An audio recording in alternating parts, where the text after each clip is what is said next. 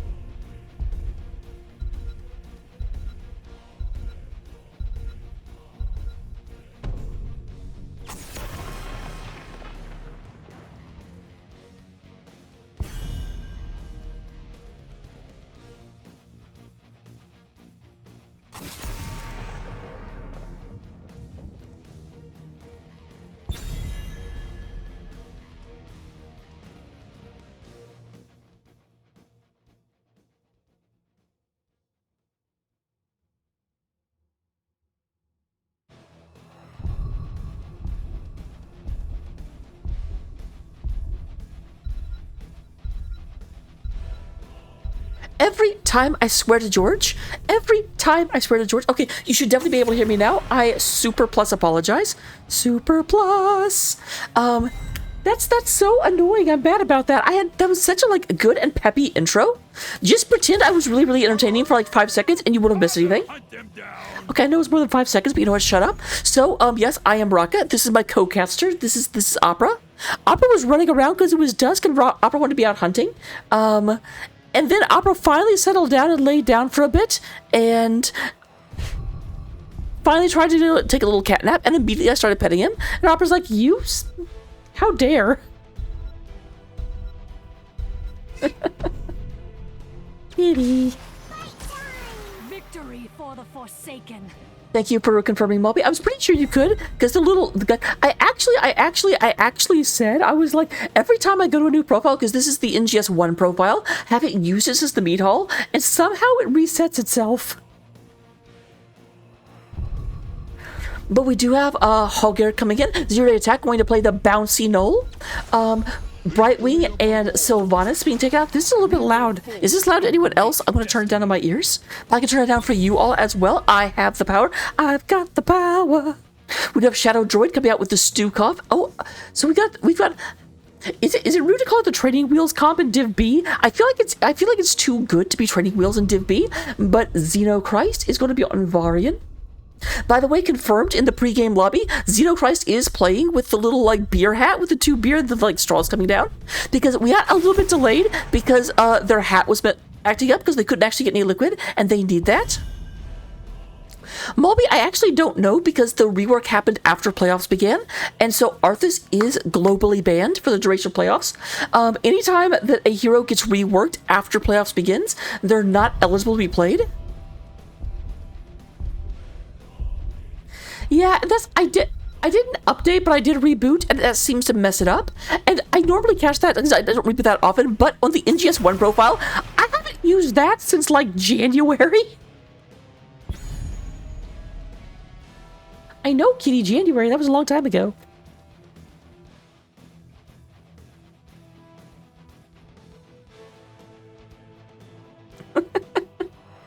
So we do go ahead and have Stitches and Tychus being banned out. That's interesting. So yeah, Tychus banned out, and in response they ban out Stitches. They're like, okay, you want someone that's big and beefy. You don't get... I do have to wonder if Diablos is coming. Diablos? Yes, there's 2 of them. The Lords of Terror? Or just... Terror Pearl is still Terror, isn't it? I think it is terrors, actually. Tom Jin going to be on the Blase, and we do have Sylphrenia on the Li Ming. Now, this is something to pay attention to. Sylphrenia loves her Li Ming. Oh, interesting. That's double auto attacker coming out. So Vera's going to hold them in place, and then... Ooh... I don't know that I love this. Like, definitely not criticizing. Because Juggernaut can do a lot of damage, but I do feel like his burst isn't quite up there with some of the mages. So I do wonder. Now, granted, Brightwing also isn't the greatest burst healer in the game. Like, nothing is Brightwing. Brightwing's definitely a top tier healer. But in terms of, oh crap, healing, Brightwing sometimes, like... needs the teleport in order to do maximum healing, and there might be enough time to actually pick someone off before that teleport finishes. Going with the material, definitely. Okay, not Diablo, but a character from the Diablo universe, so I will take half credit. Doot. But here we go. Let's go into game number 1. Get ready. I will get predictions up. Yes, we have predictions on this channel. So tell me who you think is going to win. Your points are worth almost nothing because this is not my channel, but you know what? Still bet. It's fun.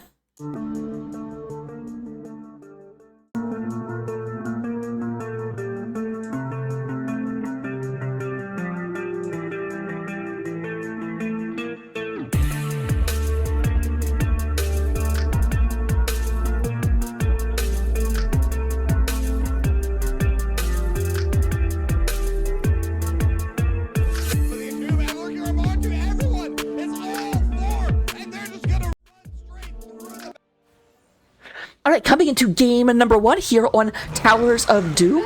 We do have representing Start Slow and Taper Off here on the blue side of the battlefield. Ultir with the ulterior motive coming out here on the Stukov. I told that joke in lobby and I was like, I'm going to use that in the cast. It's terrible. I have to share. We do have Shadow Droid coming out here and playing the Junkrat. We do have Stop Avoiding Me, Xenochrist. Xenochrist on the Polar variant, the Siberian variant.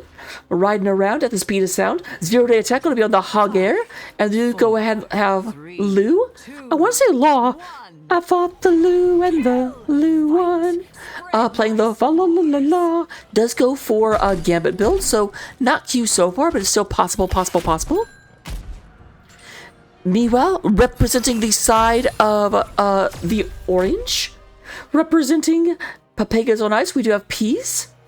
Playing the Brightwing. I do like the Monarch Butterfly Brightwing. Not as much as the Witch Brightwing, but I will take it. Sylphrenia up here on the Li Ming, as we already gushed about. Tom Jin up here on Blase. We do have Creepio down here on the Sylvanus. And Teal going to be on... Teal, don't let them hit you for free. On Mecha Tassadar, or not to Mecha Tassadar, the other mech, Mechaterial. It's not my fault, it's a Mecha T name, and I see so much more Mecha Tassadar than Mechaterial. Would it be my fault?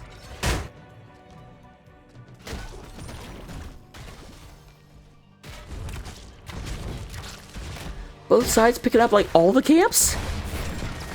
This is the difference between divisions.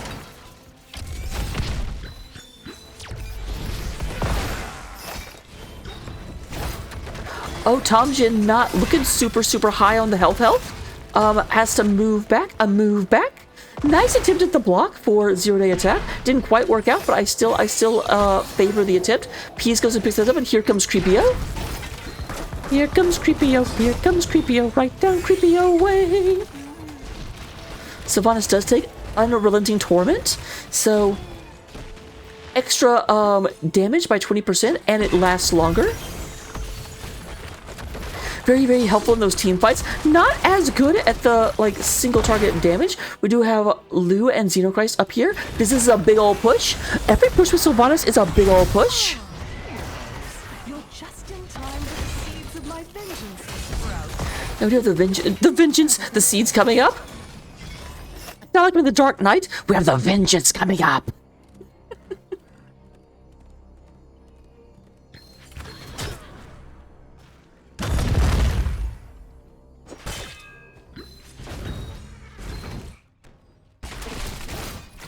Peace up here trying to hold them off. Obviously, this is a very heads-up play. Peace can kind of hold them back. Obviously, Brightwing's clear is not the best, but is definitely able to kind of hold this back. and keep this from being pushed unopposed, but can also teleport down. This is a 4 versus 3, and P's can go down instantaneously. I don't know why I put a P there, but you know what I did? Oh, teal. P's may have to go back earlier than we expected.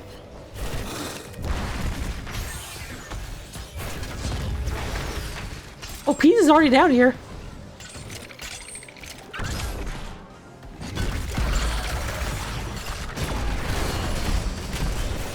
I'm sitting here like, are Peas and Teal fighting? Is Peas just not? Oh my gosh. Li Ming almost goes ahead and takes down Xenochrist.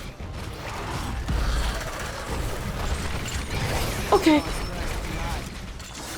Oh, okay, that's actually gonna be a second kill. And that is the first 2 kills for Pepegas on Ice here on Garden of Terror. They do pick up the first seed, but keep in mind, we have had 0 Day just pushing this entire time. So the wall is down and they are pushing on the 4th. This is much more damage than you're supposed to get on the first one. But meanwhile, with 2 people down at the bottom, they are equalizing damage very, very quickly. Teal taking a bunch of damages, and then boop.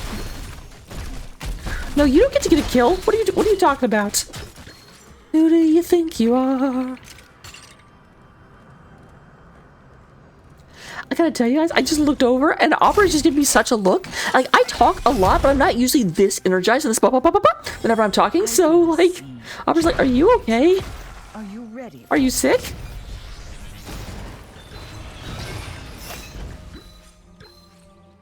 Second seed is coming up in about 20 seconds. We do have both sides starting to get camps out, although no one's going for this camp, surprisingly. They've been super on point about getting every camp on the map, but it does look like a bit of camp advantage will be going to the side of start slow then taper off. It is time. Do what must be done. Right, no one immediately here. Lou is looking at this. Tamjin goes a zip, zip, zip. Death dealer, so definitely oh, going for movement speed, I don't see that all the time. There's the taunt, there's the silence, and that's going to be a kill onto Brightwing. Brightwing's got all dressed up with nowhere to go. They do go ahead. Oh, nice orb coming from Sylphrenia.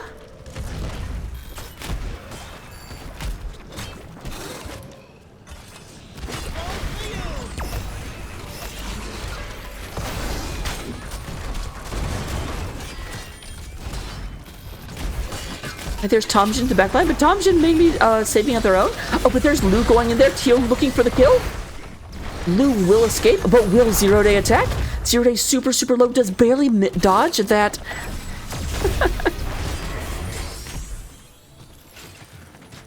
I don't feel sick anymore. Do I sound sick? Mom be giving me self-doubt about my voice. We do have 1 seed on each side.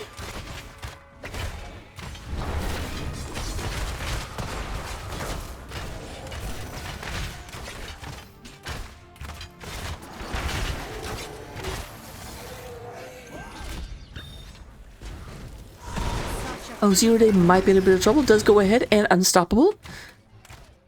He's unstoppable today. He's so powerful. You don't need batteries to play. Oh, Teal looking around. Looking for a little bit of a poke, poke, poke. Nope. No opportunity to go in. This is coming up in about 10 seconds. It does look like they've decided to go ahead and push with this camp instead of... Keep in mind, this is what happened in the first one, and they say, nope, we're just going to go ahead and push. You can take the second seed. We're going to go ahead and take your building.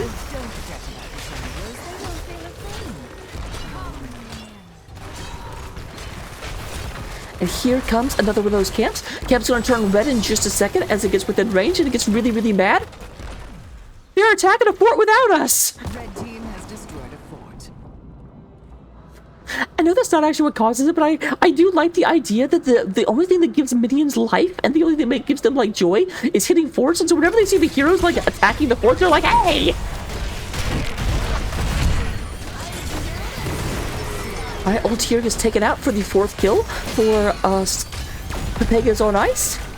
And there is Xenochrist tried to get away, but we do have ults online, and there went the mind control. Made it very into a quick about face. Verge of sprouting. Prepare to gather it. This is being picked up. Now, keep in mind, this is potentially seed number 3 for Start Slow Then Taper Off. Other ults that have been picked up are going to be the Shockwave from Hogger, Radiant Vengeance, Rip Tire, Filleting Swipe, and Shield Wall. We also have a Bunker Drop, Blink Heal. We already talked about Mind Control, Judgment, and Wave of Force. Splendid. Gather that seed for me. It does look like they're not going to contest it, so we are going to go to seed number 5 for all of the marbles. No, it's not Sunday, but we're still talking about marbles.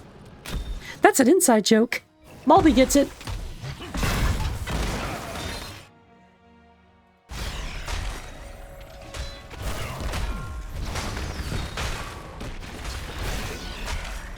Oh my god. Okay, random rocket memory.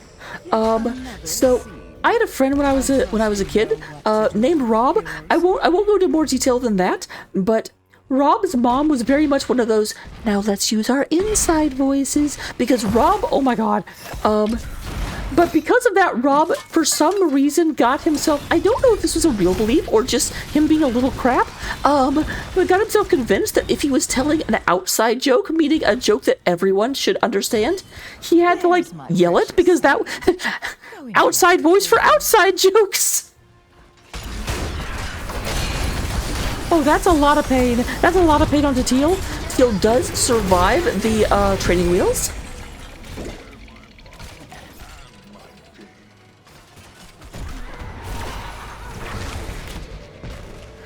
Oh, I really liked that. That was cool, because the orb went through this area, so they couldn't actually really see the orb until it came out the other side. Break on through to the other side. Oh, Creepio super, super low. Does barely survive. There's, Christ barely avoiding that orb. Then we flashbacks to GDQ with just orb.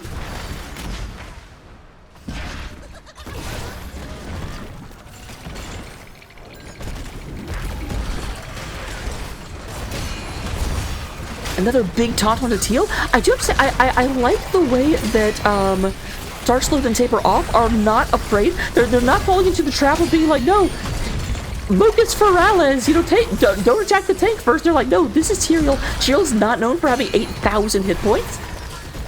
Just execute. Oh, we do have both tanks down, and even though we do have more kills on the side of Start Slow Then Taper Off, we do also have the plant terrors coming out. They're coming out. They want the world to know.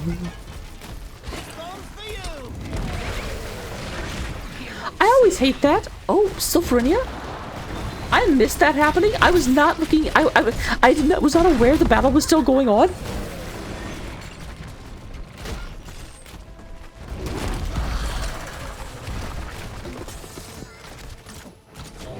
So they can't really capitalize on this momentary advantage.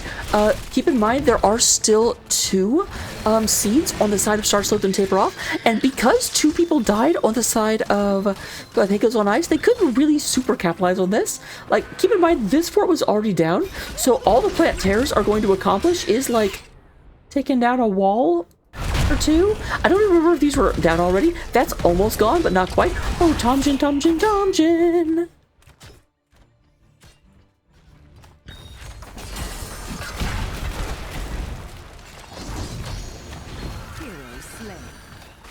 Oh, yeah, I was gonna say, get out of there! Get out of there! He will survive. As long as she accumulates hatred, she's still alive. I realize she's off camera. I'm talking about Bala, just to be clear.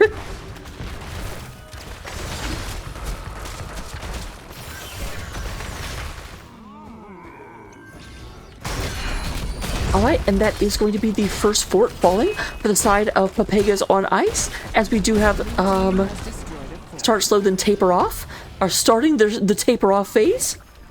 It doesn't have to make sense.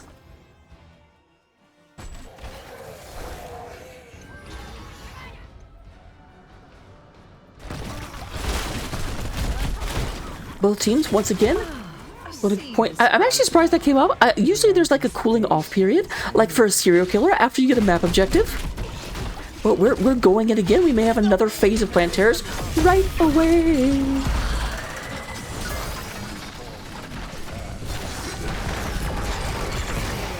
Do avoid that, but man, we've got... I mean, I know that was a kill for Sophronia, but I feel like that was more of, like, I feel like that was actually really good because Creepio ended up hitting a mind control that forced the Junkrat to dodge a certain direction. And I think Sophronia, like, clocked that and was like, I'm going to hit right here because either they get mind controlled and they get killed that way, or they dodge this way, and then I'll catch them with a face full of arcane.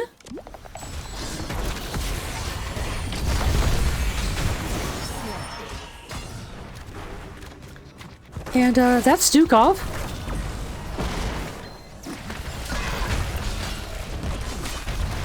So is this going to be the third of the forts?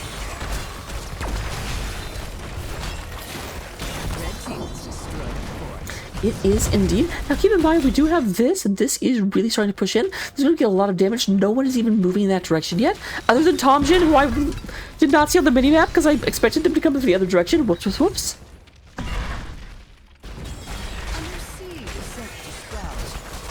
I love when I say things and then on the screen the counter evidence just comes in from the soft frame.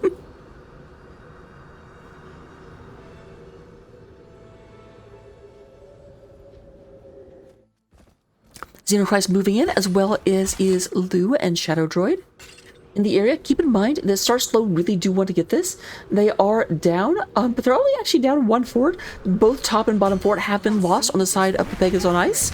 I suggest you do it now.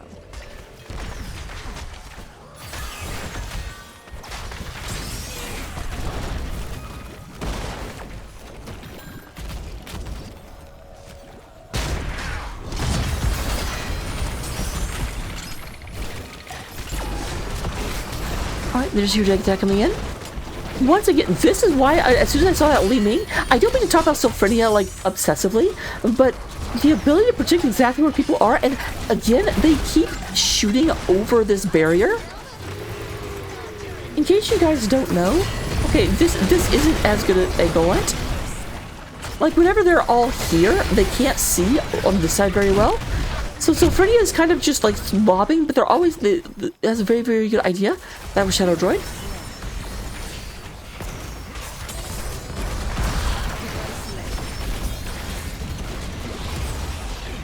Alright, stun goes away. Ultier's like, you can't attack me, you can't press buttons, and then they're like, but I can still auto attack, and Ultier's like, I was hoping you'd forget that.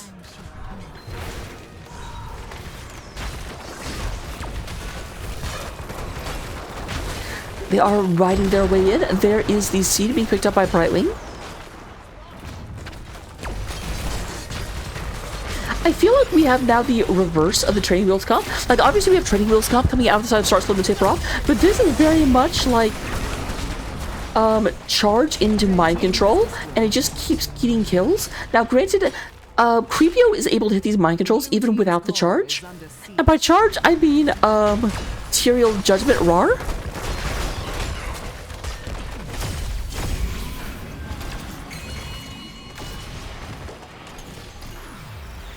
Bye-bye, Teal. So this is all of the bacon. Start Slow really need this, but it's difficult for them. They've got 30 seconds, but they're not quite level 20. I do think they'll get 20 before this comes down. Everyone is up, and yep, there is level 20. We do have No Control, Farflight Quiver, Cannonball, Controlled Chaos, and Glory to the Alliance. Going up against the Fortified Bunker, Fairy Protector, Dark Lady's Call, Repulsion, and Defense of the Angels. Shouldn't you be gathering that seed, heroes?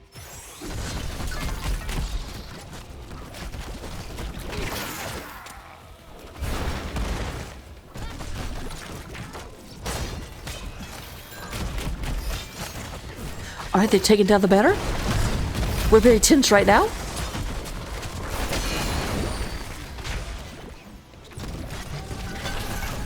Okay, Creepio does miss with that. That will actually be down, but not that long because they did take Dark Lady's Call. So it's only a 30-second cooldown, down to 25, but it's down to like 5 seconds if she actually hits with it.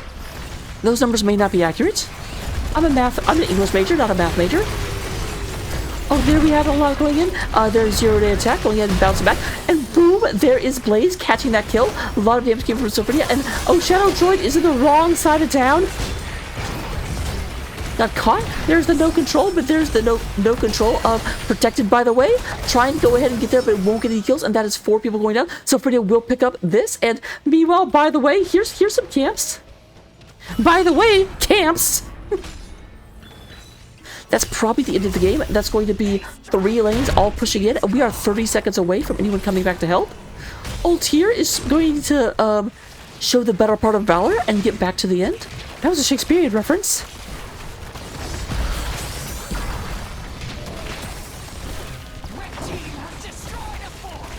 I just want you guys to know that I'm smart. So that is all of the structures down, except for the most important one. We still have about 10 seconds, and yeah, there's no way, there's no way.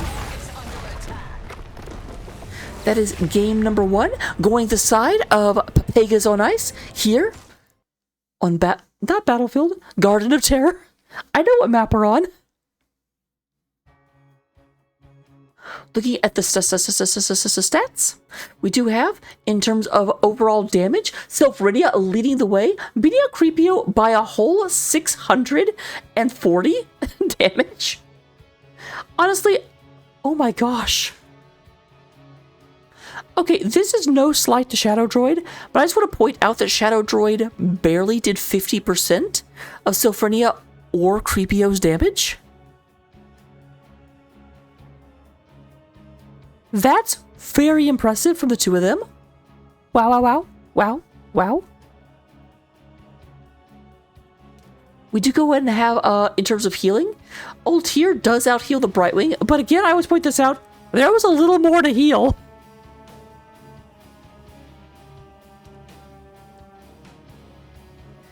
And then, in terms of experience, we have Hogger zero-day attack does outstrike the Blaze by about 4,000 experience. We did frequently see Hogger staying up to push while Blaze went to team fight, so that makes sense in terms of differences. Talents, that seems generous. Here they are. Take them into Stormblade, get all of the amazing advantages. And I will see you in game number 2.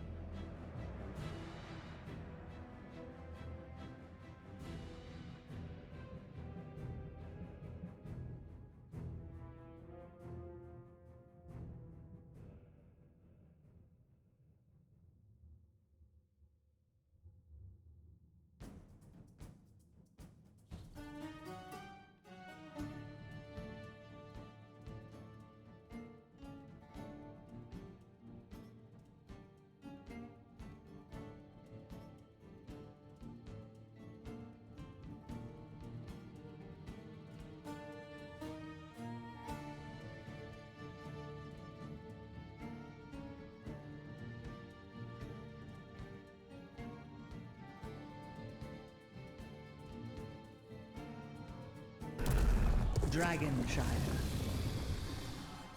Welcome to the second best map in Heroes of the Storm. Best map is and always will be Baraxis Holdout. But you know what? This is a good second one. Geo, thank you for bringing your raid over. Hope your cast went well. I saw that you were casting, but I also was doing preparations. However, my cat was very good. Glad to see you online. Yeah, I woke the cat up again. Yes, I did. Ah! Hey, no claws. No claws, kitty.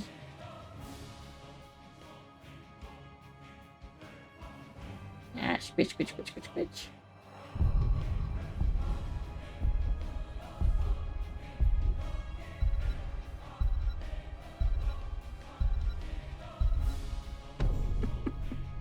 I have lost a hand, help.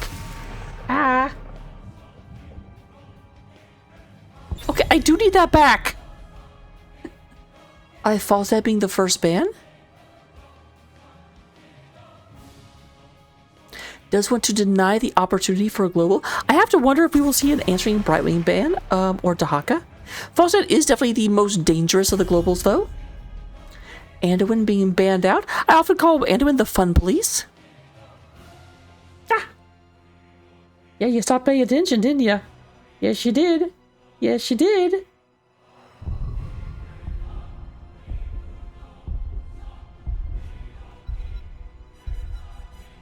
Here you go, kitty.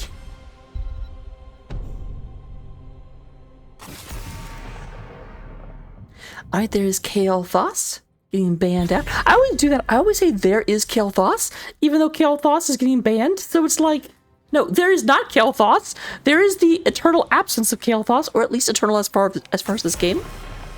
And they do get rid of the Junkrat. The displacement last game made them a little uncomfortable. I do have to say, I thought Pepegas on Ice did a very, very good job not getting bounced into bad positions. Like, I've definitely seen Junkrat cause havoc, but I also did see very, very often it felt like they were really having to wait around and maneuver and wait to try and get into a position where they would actually be able to engage.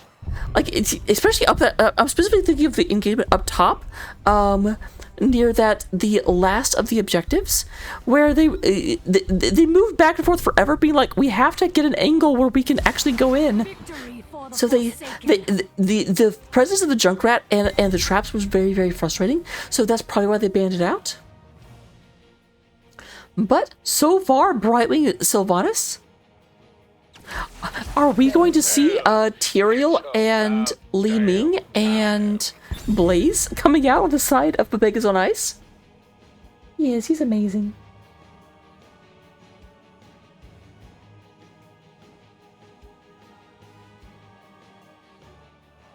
He's very loud, but he's amazing. Alright, now they did take out Tychus this time, so Tychus is not an eligible ban. Keep in mind, last time, Tychus was banned by Pepegas on Ice, and they go and get rid of the Hogger, be like, okay, well, we can't ban Tychus, I guess we'll take this out. What you looking at, cat butt?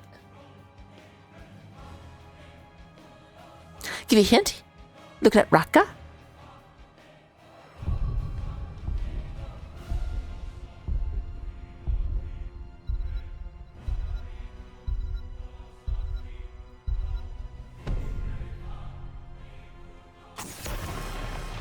Alright, and they get rid of Malthael. Now that to me, once again, ooh, but who, like, Malthael is the counter to very, very high hit point heroes. But they've already got Johanna, so like, who is their offlaner going to be that really abuses the high hit point rule? I'd almost be like, is Cho'Gall coming? But that would be a really, I mean, Ariel is good with Cho'Gall, but that would still be a really awkward and weird off-lane Johanna and then tank a Cho'Gall? Do your worst. I didn't think so. That made no sense even in my own head. Comes justice. So we do go ahead and have Tassadar and Yrel. Sophronia actually coming out. Now, Li Ming was available, but Sophronia going for Zagzagoon. Now, Zagara does actually give, like, a lot of ability to see into the fog of war between the lanes. can really spread that creep like crazy, and it's almost unkillable as long as she has creep under her feet. Need a light. But yeah, we traded out Tyrael and Li Ming for the beetle couple. That is my complaint, actually. Pepegas, if you're going to draft a Duperak and Zagara on the same team, you gotta go for the Valentine's Day skins. Come on. They're literally a couple. How dare. I want some love bugs. Here we go into the game. I'll get the predictions up. Tell me who you think is going to win.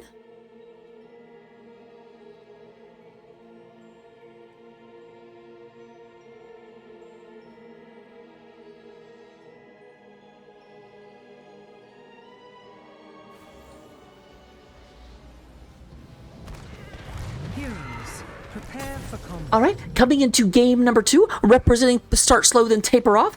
Did not come through in the first game, but they've changed up their draft a little bit. More defensive tank coming out on the side of Johanna, and they do go and have Yrel. Yrel is such an annoying offlaner to go into. We do go and have Ulterior playing the Tassiface. We're going to have Shadow Droid on the Ariel. Lu coming out here on Tychus. Xenochrist onto the Johanna. And then Zero Day Attack playing Yrel, playing the Joker Yrel. Let's go. But coming up against them, trying to oppose them, we do go ahead and have Peas playing Brightwing. Once again, Teal on the Beetle King. We do have a Raptor playing Sylvanas one more time. One more time. Sylphrenia is going to be playing the Zagara. That's the name of that hero. And then we do go and have Tomjin up here onto the Blaze. It used to still feel so much better when you could do bonus damage against buildings, but Blaze can't do that anymore. Not allowed. Teal once again. Teal, you're our coach, and one thing you always tell us is don't stand around and take free damage for no reason. You think I forgot?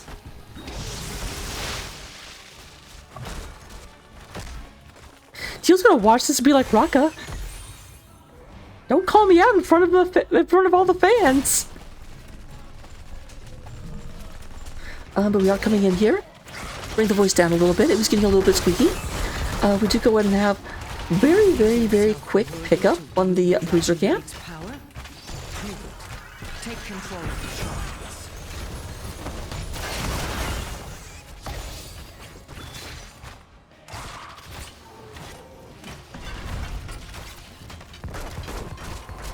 Raptor went and stepping very. I used to have a teammate that was would not do. It was very, very bad at doing that. Of doing the stutter step in order to make the camps walk around and not take as much damage. It was so sad. He's like, oh, but I'm lazy. Whenever our coach would tell them to do that. Lay waste to this forsaken kingdom.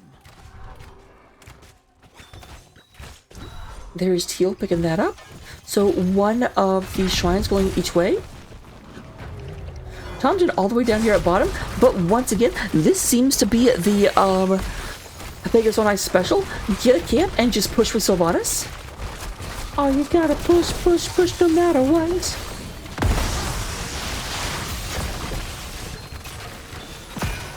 I love how Tessar puts the wall up and she was like, I'm not trying to leave, I'm trying to kill this building.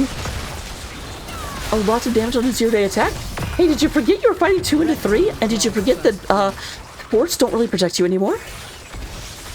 Here comes Xenochrist coming up here. Trying to even things out, except Yrel's not here, so it's not even.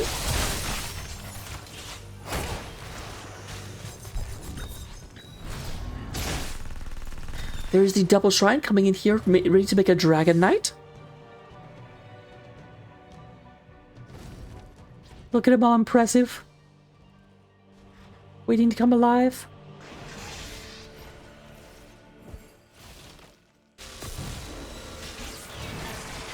Now there is the counter, but here's the thing.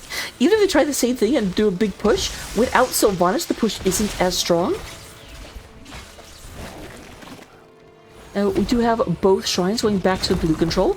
So for up here against Zero Day Attack. This is a very bad matchup for Yrel. Yrel is a super annoying offlaner to go into, as I have said. But the big problem is that Yrel does struggle. Yrel has to be able to get close to you to hit you with her big stick.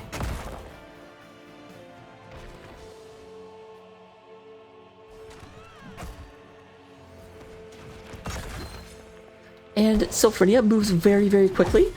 Or Grip, does they have the corpse feeders and venom spines? Oh, they do have venom spines. And the okay, so not going for like the damage over time one. I mean, they are going damage over time. The one that says like every 5 basic attacks increases da da da da da. I always do that one because I'm a bad player.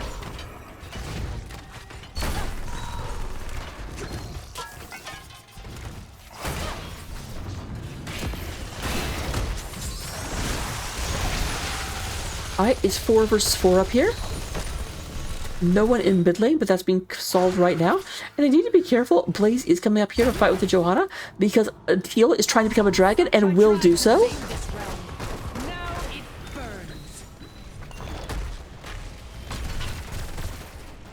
Yeah, Teal, you were taking damage from both for just a second. I saw that. I love how this has turned into an impromptu coaching session for Teal. This is my revenge.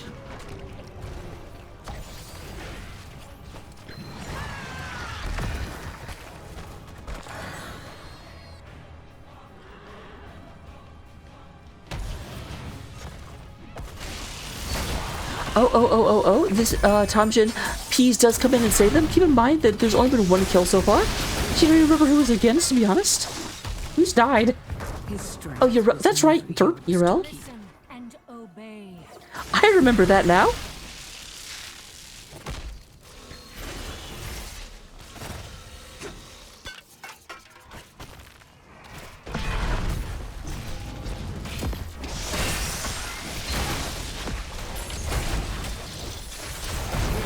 I was gonna say, that's probably gonna be the first one, as I was just watching Brightwing's health fall. That Ultier trying to get out of here, thinking, you killed my healer, you don't get to get away, and Ultier says, bye. But they do go in and avenge themselves, or actually both. They picked up a 2-for-1 special.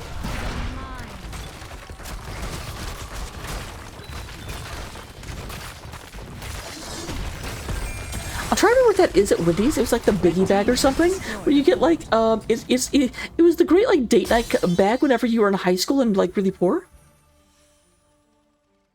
For like $5 on like 2 burgers and 2 things, and I'm dating myself on this one.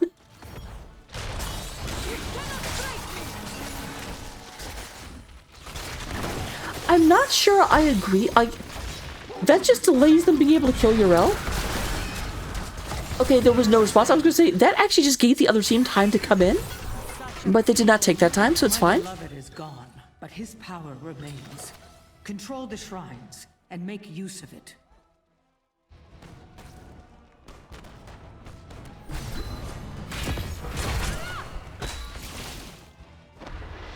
Alright, we are looking the shrines activating in about 10 seconds. Top lane has been toppled. All other forts remain. Lu going up here and yelling angrily at the enemy forces. Earn the Dragon Knight's power. Listen and obey.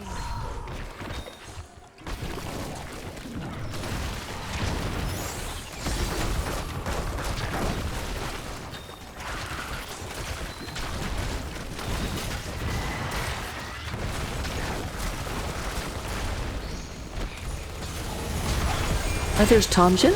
Oh, Brightwing came in. Brightwing tried to be a hero. Brightwing did the Raka special of being like, I'll save you. And it's like, Raka, you just died too. I'm like, but I was trying to save them.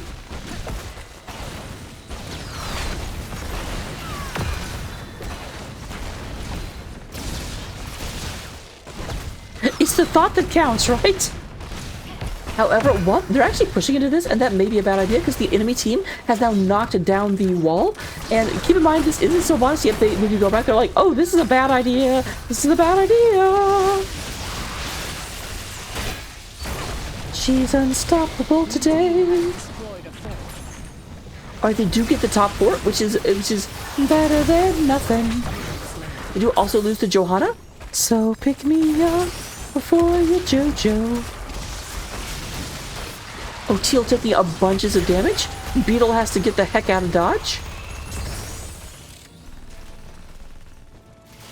They don't quite get this keep down, but it is by the hair of his chin chin. About 4,500 hit points out of 22,000.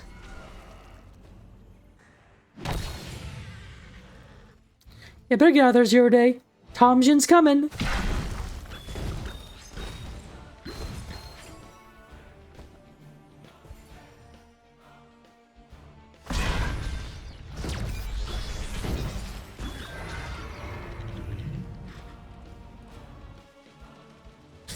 We're moving towards the middle.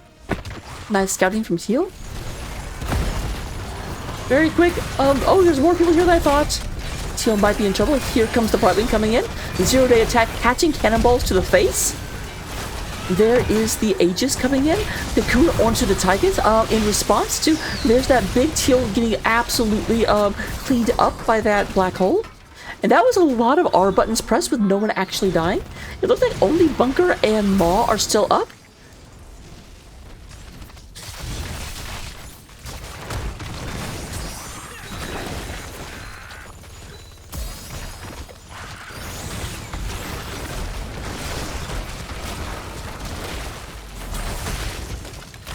Alright, Blaze going ahead and taking the top shrine. Turns off that blue laser beam. We have a little tussle going on. I am Zero Day attack. I don't know what Zero Day attack is in reference to, but every single time I see that, I think of like Patient Zero. You don't get to go anywhere. Apparently Zero Day gets to go places. Okay, that is unfair. I want a recount. That is ridiculous. What the heck? Zero Day. I need someone clip that so I can put the yakety sax over it.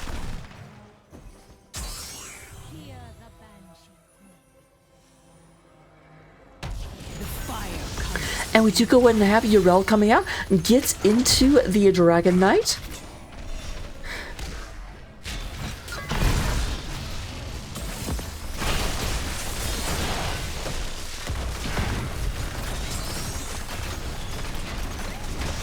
There we go with that. Moving back.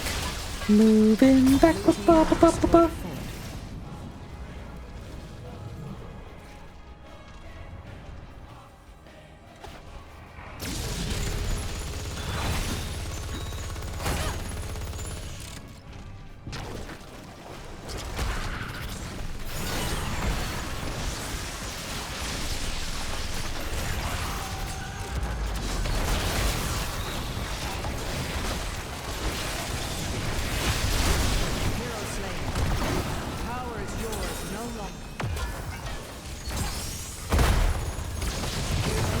Oh my god, oh my god, oh my god. Okay, I saw the burst would go down, and this is the problem whenever I'm casting a very action-packed game. I kind of like lose track of what's going on.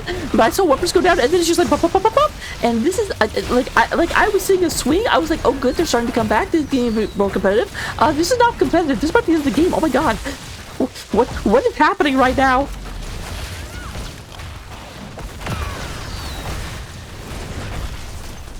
Like, that was very, very fancy, but okay, that's not the end of the game. They do only have about 10 seconds left. They could not get the core in that time. But wow, that's a wow, wow. This is the top tier commentary you guys come for. Now, top lane is really, really, really correct. There's a double catapult. Now, keep in mind that that is the Bridge of Death, but someone will have to move up that way before too long. It looks like Zero Day is on their way. Zero Day is on the way.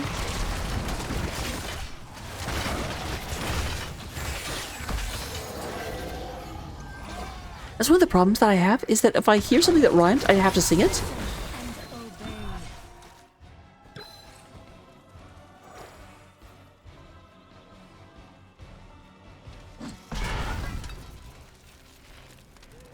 Well seen. It's like, okay, I can just get that, and that'll get the Giant.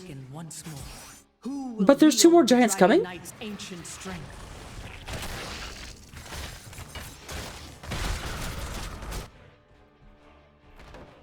This feels Danger Mouse. At the same time, if they pick this up, this will push the lane, and eventually it'll just be the two giants and the catapult.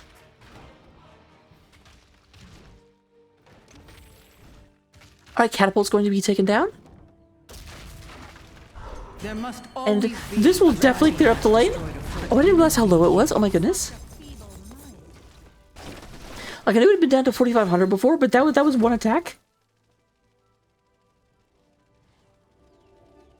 Xenochrist looking to see if they can move into anything. Not going to be able to just yet.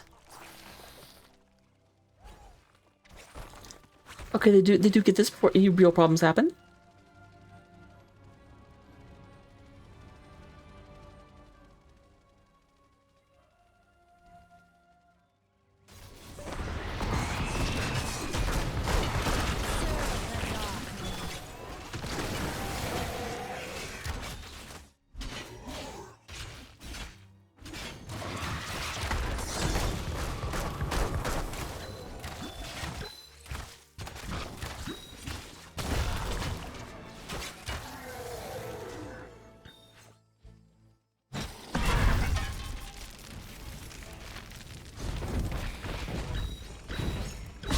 We are moving back and forth. Both teams are knocking on the edge of 20, but experience advantage is definitely on the side of start slow then taper off.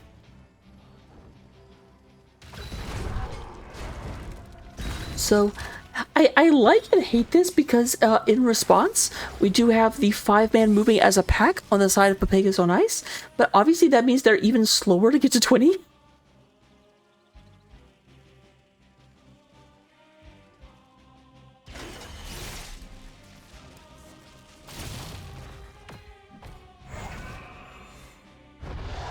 This is, I very much, there's no reason they would come down here, but I'm just like, oh, peas. Yeah, peas sort of creep around to take this. And, noink. They could be so confused, but, aw. I was not watching the wrong place, on the right place, so Fergie does get taken out. I was just like, oh, look at peas. Peas being a little in a pod.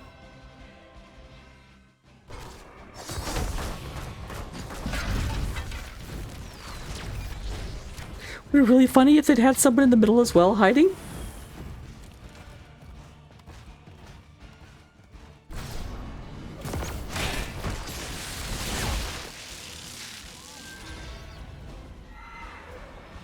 Alright, level 20 is online. We do go ahead and get Seraphim. Big red button. Shield of Hope. Blinded by the light. Blinded by the light. Oh, and Lou goes down. Zero-day attack is in a True Ball. Force Barrier. On the other side, we do get Fortified Bunker. Dark Lady's Call. Rewind. Pack Instinct. And Brightwing does not know.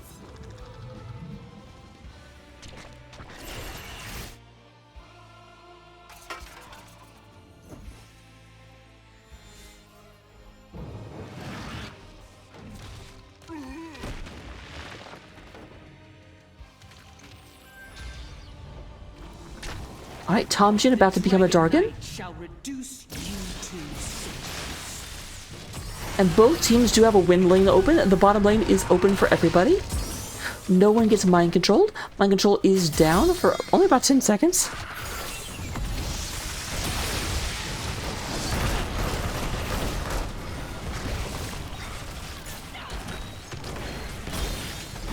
They have a 1-con, but that doesn't mean they're going to use it. I would say this is, oh, nice job, almost hits with that. And about 10 seconds, we have another Dark Lady's Call. Red team's core is under attack. Oh, and we have a pause. I have to go in between so people can't look at the map and see where their opponents are. Bye!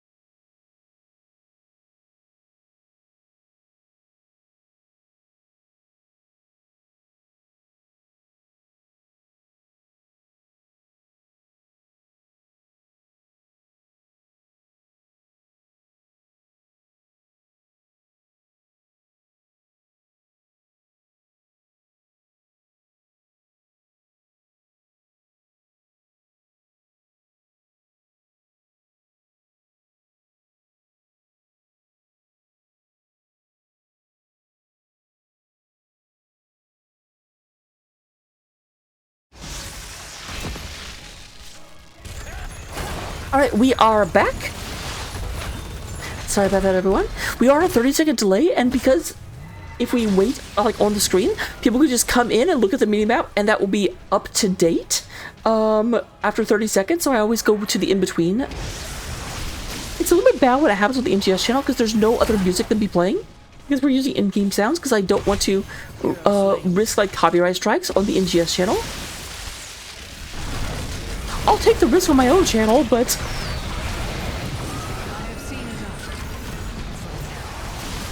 Alright, that is Urel going down. Aegis comes out very, very low on Teal. Lou trying to get on top of the beetle. Won't be able to do so. Barely misses with that mind control. We do go ahead and have a bunker going in there, but quick pickup onto Sylphrinia. And Sylphrinia is fallen back. Oh, Sylphrinia is dying. The rest of the team is falling back.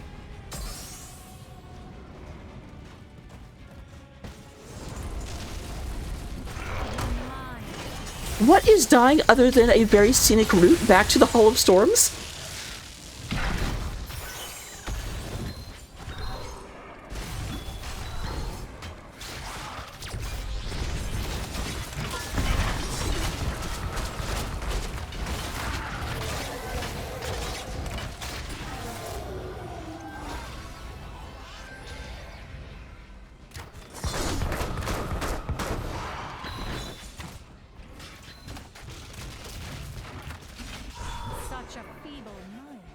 Alright, this gets picked up. That's going to slowly push through the top of the map.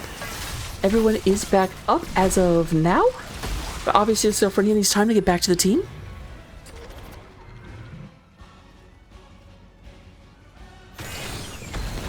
This is a little danger mouse. Like, that camp will slowly push through the whole map if you let it up top. There's the same camp at bottom, but there actually is defense at the bottom.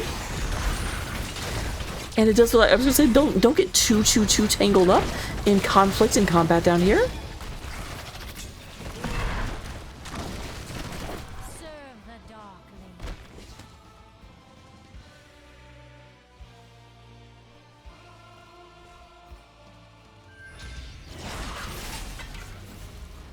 Become the Dragon Knight and claim vengeance for my family. Okay, there should be no issue coming up and cleaning this up.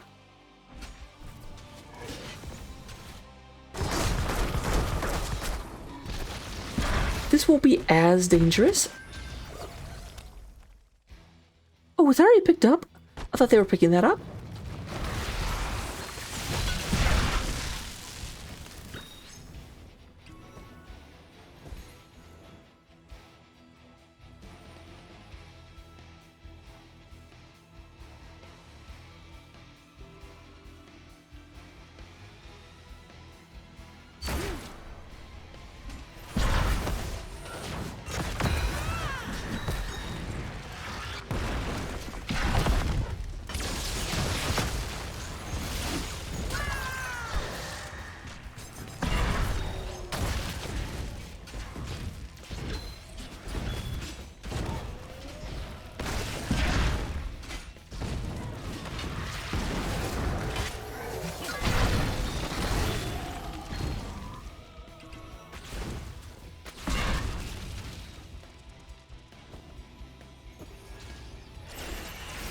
Right, Altair looking to move in there. There is that. Teal goes in and interrupt that. Lots of damage onto Altair.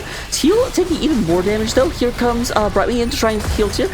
Altair down to about 20% health. There's a black hole. Cavalical gets two people. We do have Sylphrinia going down. Raptor's super low, and everyone's on full retreat on the side of Pepegas on ice. We are moving forward. There is the move out by Tom Jin, and we're about to have a blue dragon on this here map.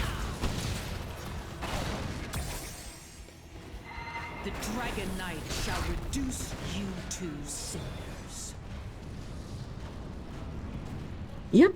Last time whenever the Dragon Knight was got, we actually saw Pepegas on Ice went for the middle lane, and they're like, no, we have an advantage. There's one of you down. We are just going straight for the core. Next seems a Raptor. Obviously, that comes up very quickly, so it's not a lot of a gambit to try and just throw it out there. Bye-bye, Blaze. Bye-bye, happiness. Oh, lots of damage on the Tomjin. We are down. The shields are down. We're down to about 50% health. And that Dragonite is just swinging away. Dragonite is lower, but not by much. I do think this is going to be the end of the game. I don't think they can save this. And you know what? I am correct. We are up to a tied series, ladies and gentlemen. Game number 2 goes the way of start slow, then taper off.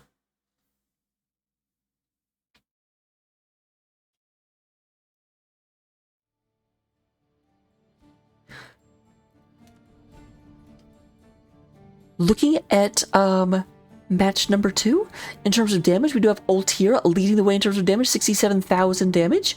We do go ahead and have Lou coming out with 59,000 and Sylphurnia up with 55,000. Healing wise, we do have Peas out healing the Ariel. Though to be fair, Ariel is not someone you take for the massive healing numbers. Brightwing is kind of expected to win that, 82,000 versus 61,000. Also, again, like last time, there's more for the red team to heal than there is the blue team. In terms of that side soak, we do go and get 19,000 versus 18,000. Roughly even, a slight advantage for Tom Shin. In terms of the... I don't know why I said it like that. Talents, here they go. Blaze does go Influence Jump Pack. Pretty standard offlane build. Definitely goes for the Glomp build. I love this one. Does go Juggernaut Plating. I don't see that one all the time. Other than that, this is my same Blaze build. I don't play URL. I can't talk intelligently about URL. But those are really good talents. I'm going to say because they won, therefore they're good. That's how that works, right? And I will return for game number 3 momentarily. Hee hee.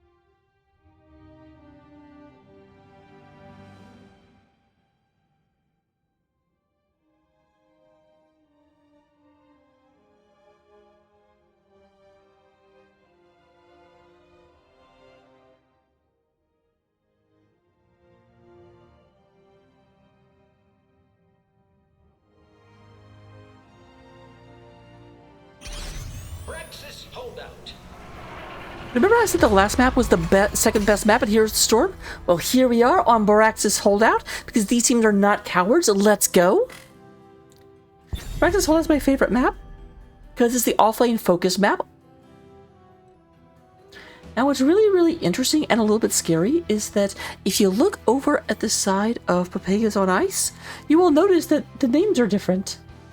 Peas is still here, Teal is still here, Creepio is still here, Sylphridia is still here, but Raptor has appeared in place of Tom Jin. Now Tom Jin was their offlaner, so did they bring in a pitch hitter specifically for Brex's Holdout? Time will tell. Sooner or later, time will tell. Junkrat continues to be the first ban, which is interesting for me because they beat Junkrat was annoying, but they definitely beat Junkrat in game number 1. But after losing game number 2, they're like, nope, Junkrat is still a problem. That I actually like to see that because that to me says that Pepegas on Ice have said, game number 2 we misplayed.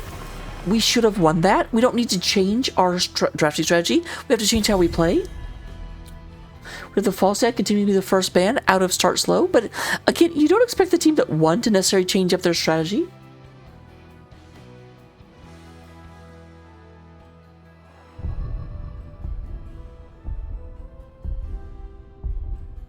This poor cat just doesn't get to sleep.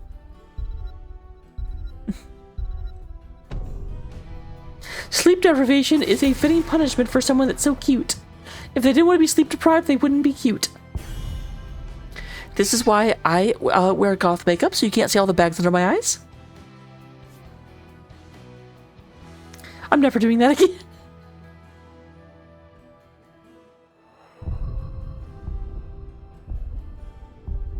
I probably will. Alright, second ban is going to be the Johanna. So pick me up before you Jojo.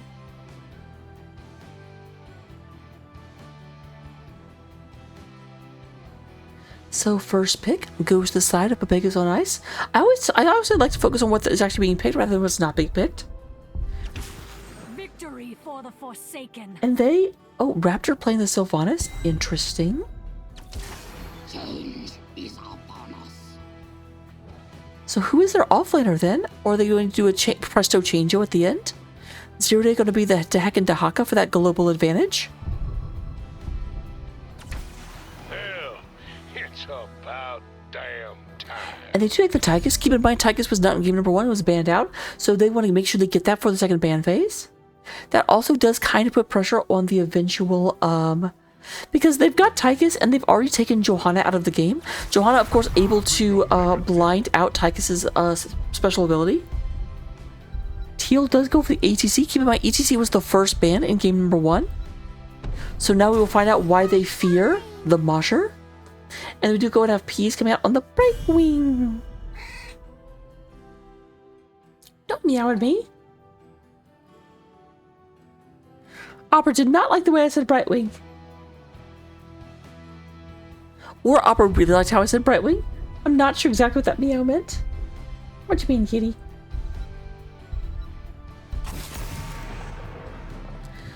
Salami Ashalanore.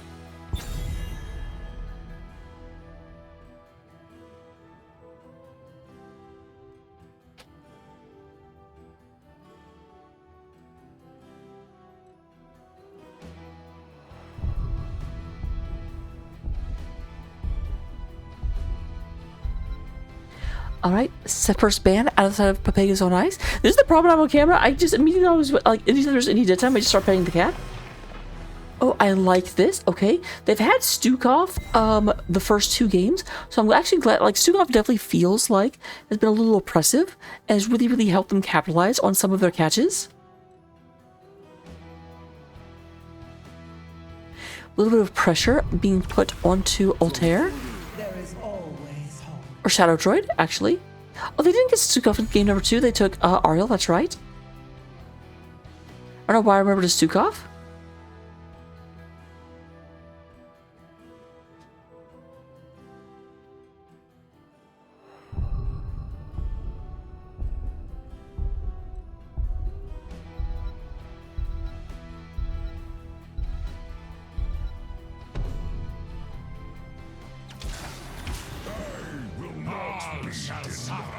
You can't pass that close to the camera and not get picked up.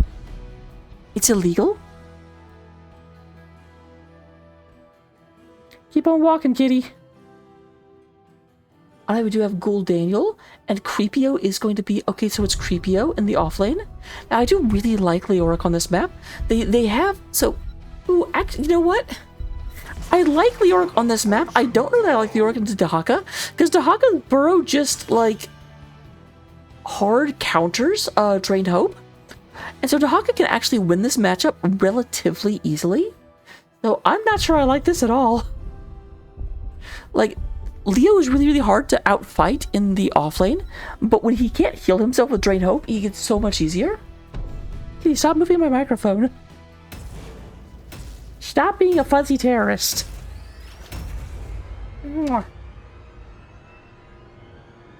I'll get in games. Prediction coming up right about now.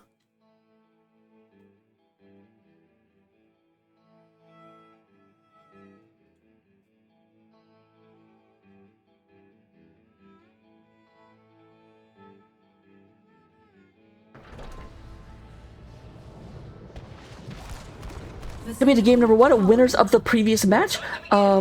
This would be the rubber match, but this is a best of 5, so it's not. We do go and have Ultir coming out onto the Tassadar.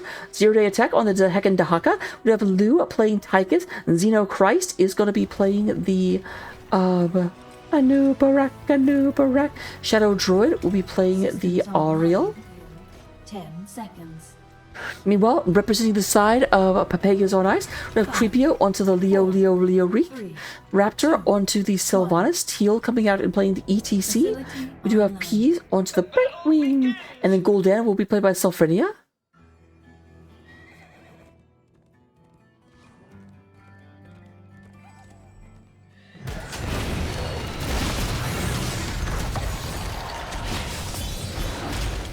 Nope. Claims first blood. That was a nice little gank, but now Sulfrenia is left all by herself in the other lane. Here comes the cavalry. And they actually did... I like this. They set Tychus up to not miss any soak. Here comes Dahaka. Will Lu stay up here? That is the question. Very much so. Creepio will survive. Let some survive.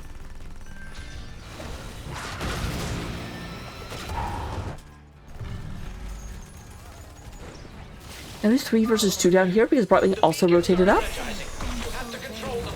Nice move away from that. Zero-day taking a good bit of damage. This is what I like to see on this map. Like, on the one hand, I like being offlane focused and just out-dueling the other offlaner.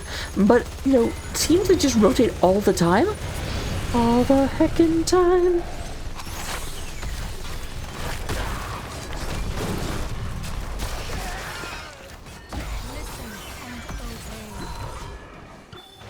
Beacons have activated.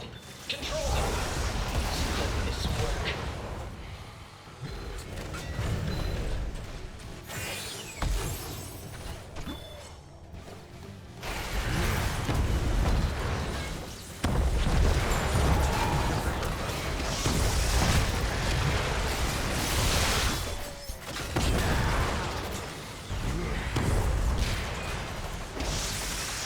Alright, bottom wall is gone.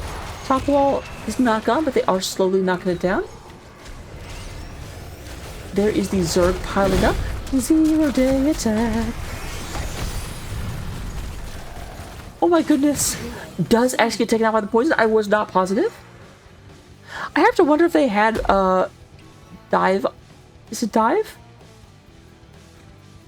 Dahaka, come back so I can look at your ability. This is actually the second kill, and both kills were on Dahaka. Nothing against Dahaka themselves, but just very, very a heads up. They're like, I think they must have been watching my cast because it's clearly me. Clearly, I know better than all the players. They're like, they're right. Leo's not going to win against Dahaka. We have to do something about Dahaka, and they are definitely dealing with Dahaka. Ooh, Lu barely staying alive. Staying alive. It is Burrow.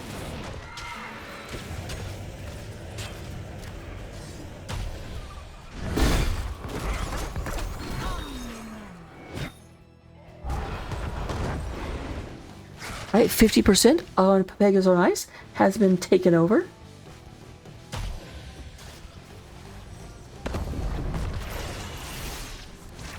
Don't whiz on the electric fence. 3 versus 3 down here as they start to duel in. Oh wait, who's Sylvanas chasing? I thought I saw somebody up there. Apparently not. Kitty, you can't stand there.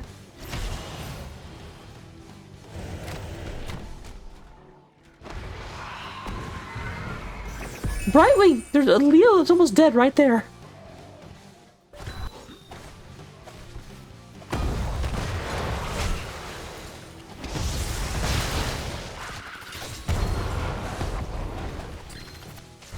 Alright, they need to be a little careful. They are outnumbered down here. PP goes ahead and hearts back because Brightwing will not heal them. To be fair, Brightwing is a fairy dragon, a very connected with the spirits of nature and such. And so, like, an undead monstrosity like Leoric, Brightwing's like, no, I have mortal objections to healing that. I don't even know if it would work. Alright, Brightwing is back down here. So for here, coming in here, lots of damage onto ETC, and by ETC I mean Elite Heal Chieftain. Oh, Shadow Droid does get body block for just a second. They look at Tastar first, and here is Raptor. Raptor says, nope. Maybe nope.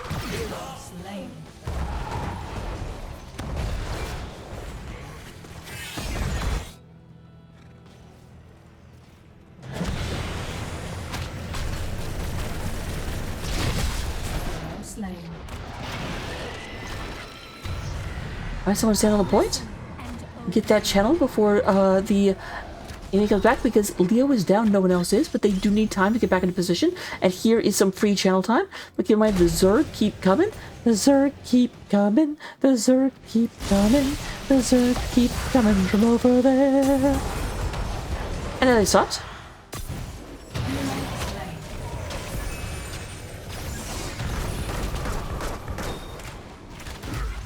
I do have to wonder if we're going to see Mosh Pit or if we're going to see Stage Dive, just with how much even Teal is rotating between the lanes. There is the patented Pepegas on Ice push with Syl strategy. I do have to say, it's very, very rude of them to have Sylvanas never being played by Sylphrenia. I want to make it like, it's not a double entendre, but it's a joke with push with Syl, and it's both.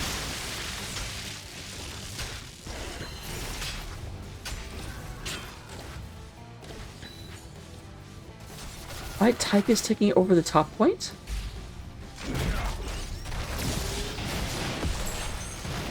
On point taken almost immediately back. Ult here very low. Will not quite go down just yet though. There's Creepio moving forward, trying to get on top of there. No, I think that would have been an absolute devastation if Entomb was up right there.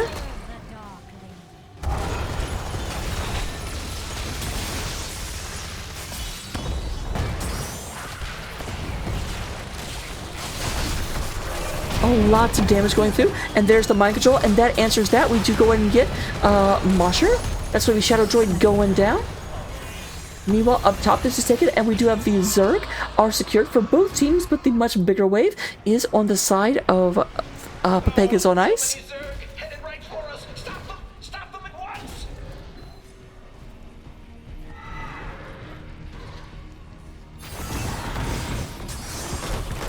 Yep, there's Sylphrenia. Definitely the best clear they have on the side of Pepegas. I guess Sylvanas is also very good, but Sylvanas doesn't do AoE, and so Gul'dan can just clear out these initial Zerg super plus fast.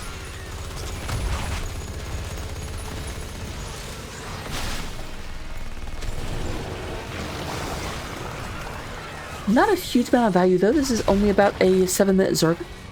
Wav. Most of the advantage being done down here. They are starting to move down, but will this go down? I'm not 100% sure. Brightwing did get cocooned.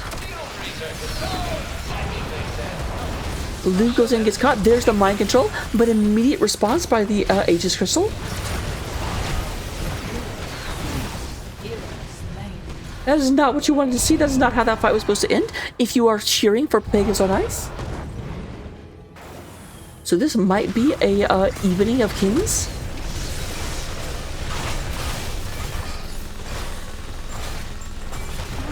Has destroyed a fort.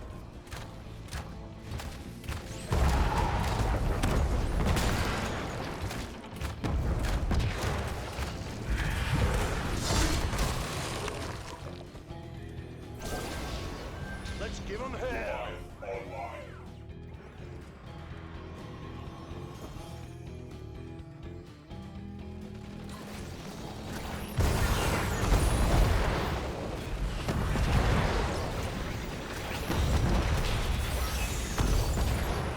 Alright, these camps are being picked up. No one making a move on the center boss yet. Is being checked by Creepio to make sure the other team isn't going for it. Everyone is up and we're at even talent tiers.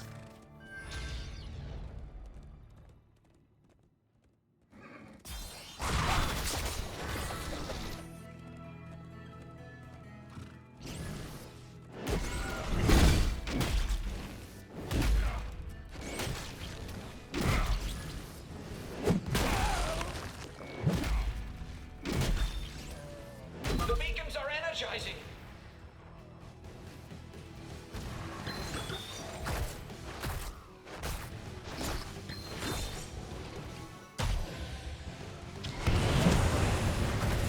Alright, a little bit of damage onto Creepio, but the bigger fight seems to be happening up here.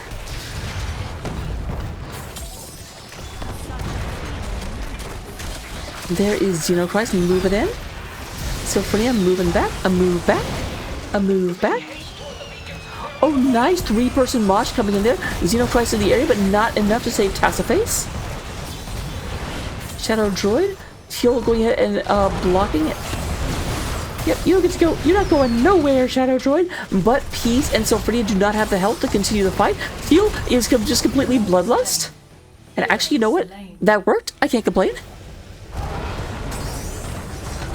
Mind control. Yeah, that's a lot of ouch happening all at once. And boom, here's Teal saying, okay, let's get the Archangel. If you didn't know that's what this is. Archangel. I know things. Because I am a StarCraft fan.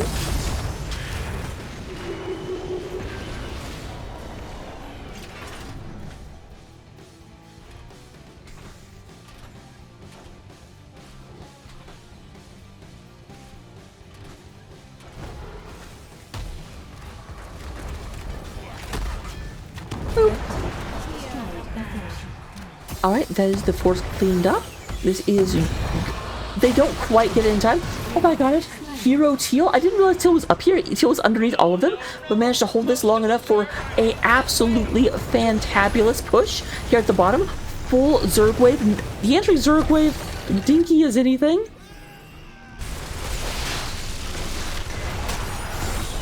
Archangel just getting the damage done. Obviously, Teal would be better to have, but you know what? I totally understand the decision to commit. Remember, if you don't commit, you must acquit.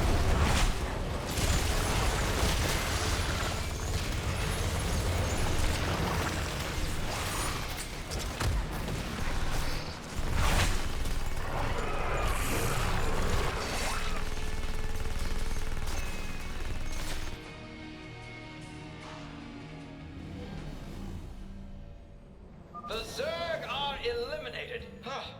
I went into the sciences to avoid this sort of thing.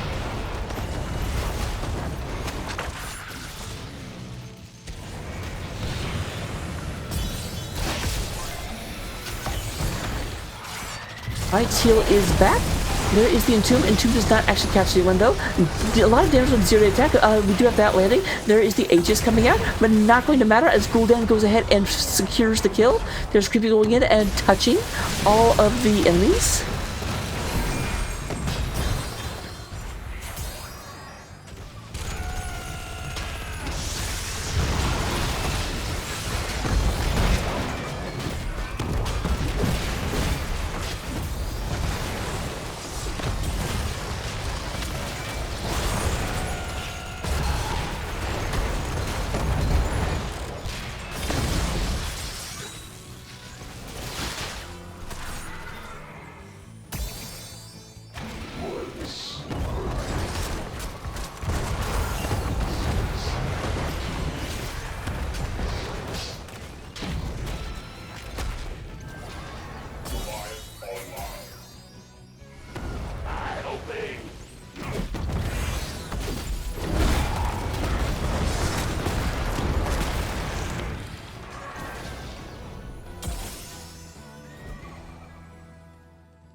cleaning up the map, trying to take all of the camps, just cause continual pressure. We have Pepegas on ice, hitting every lane. They are about a level and a half up at the moment. They'll be active soon. With that being said, we do have this moving in. Not actually putting a lot of pressure on the other team. There is same talent here. I guess they don't want to fight. Like without the advantage, they don't have to.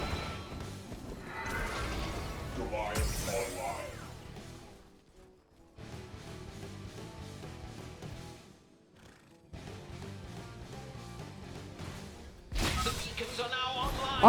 I was gonna say, I'm surprised we didn't have an immediate. Nice job with the Aegis. I mean, I don't think it was planned, but, you know, stopping that mind control. Lots of damage came through. Oh my gosh, so much AoE. This might actually turn the fight around. We do have Creepio getting out of there. There is a big moving out. Lots of damage, Creepio going into the enemy team. They are down, and there is Dahaki getting caught in the mosh. Dancing dinosaurs do not live long. What killed the dinosaurs? The dance. I was trying to figure out how to do a Men Without Hats reference there, but it didn't actually come out correctly.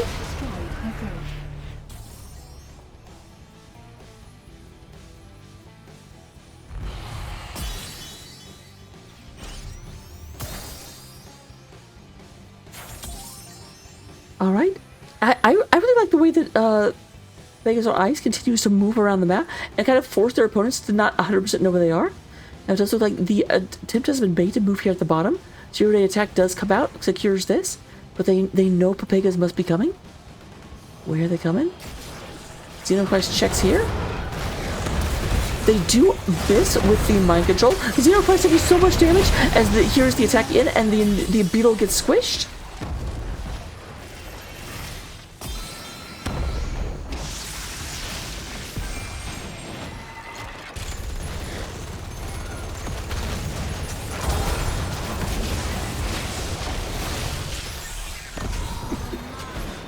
No, Robbie, that's what killed them. Why do you hate dinosaurs?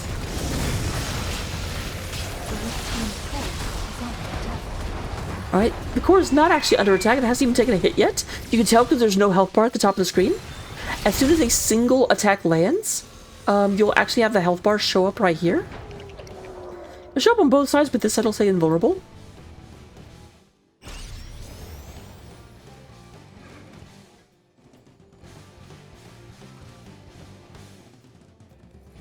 I think I've asked before, what causes that, like, voice line is that as soon as the minions, like, the minions, whenever they get, they just attack the nearest enemy. And so, like, if there's a case where, like, this wave is wiped out, but the next wave isn't within the Fog of War yet, it'll just say, well, attack the next thing you see, which is the core. And that's what causes the under attack to come up.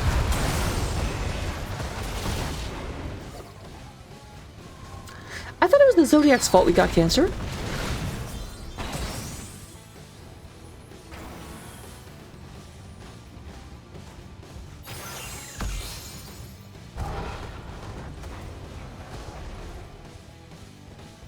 Get it?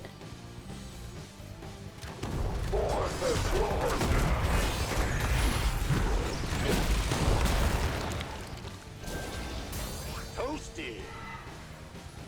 Blue team's core is under attack. All right, we are rotating back and forth. Rotate before you potate.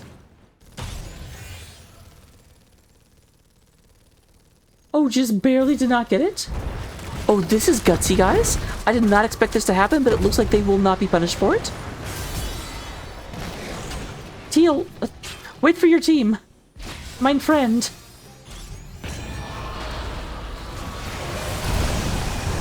Oh my gosh, such a good ambush from the side of Start Slow then Taper Off. Peas barely alive. Oh, I think that was a mistake. I think they wanted Peas. So Fredia does come out, but we have a Leo going down. Teal very, very low, but here comes the push. Here comes the push, and the Sun does actually miss ult here.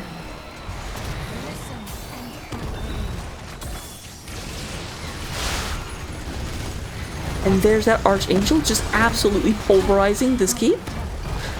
Your keep has been taken? Oh, the irony.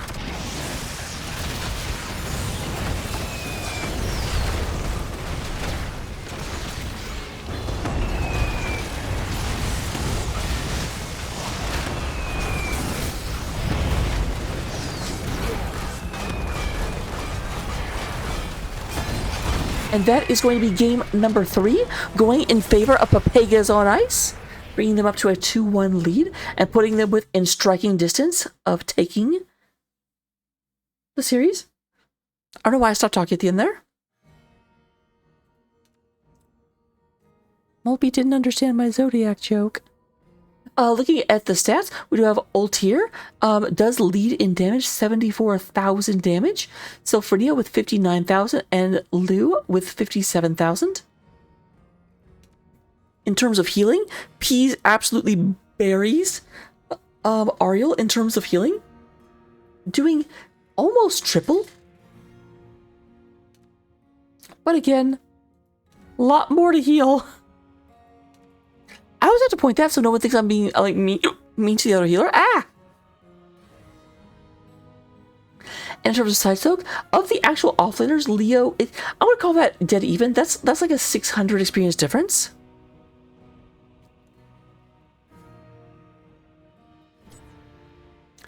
There's the talents. We actually do not get all the, like, we didn't make level 20 on the side of the blue team, so I can't tell you their level 20 talents. But you can definitely copy this for the full build, or you can use your creativity with the blue talents and just fill in. It's like paint by numbers, except there's no number indicated. So it's not at all like paint by numbers. You know what? Shut up. I'll see you in game number 3, 4, whatever number we're on.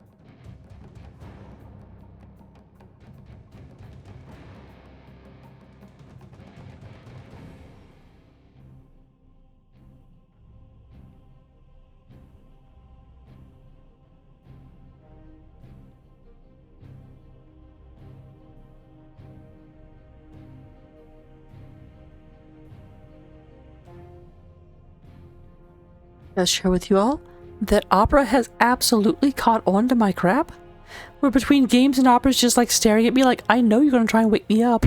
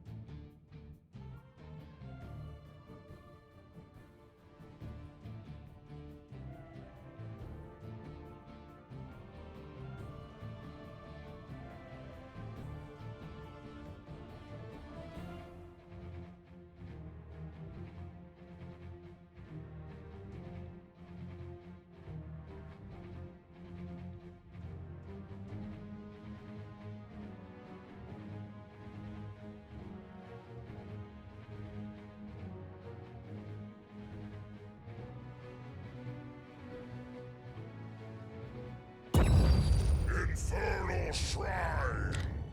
So that did not take as long as I expected it to, and I don't have access to my hand right now. Okay, let me go.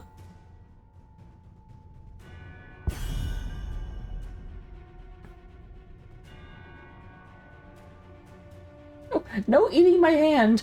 Stop. My hand is not food.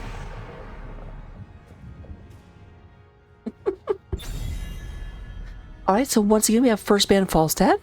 I gotta say, the bands from these two teams are very, very, very consistent. Like, they know what they don't like. I was gonna say Anduin.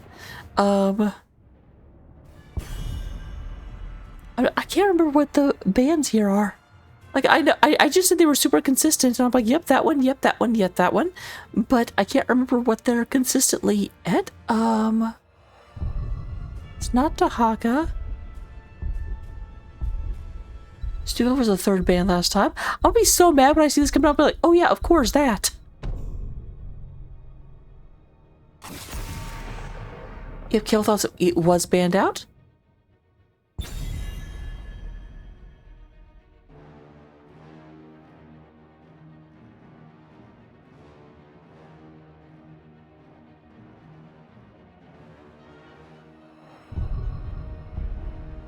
And our fourth and final ban for the first phase into Pepegas.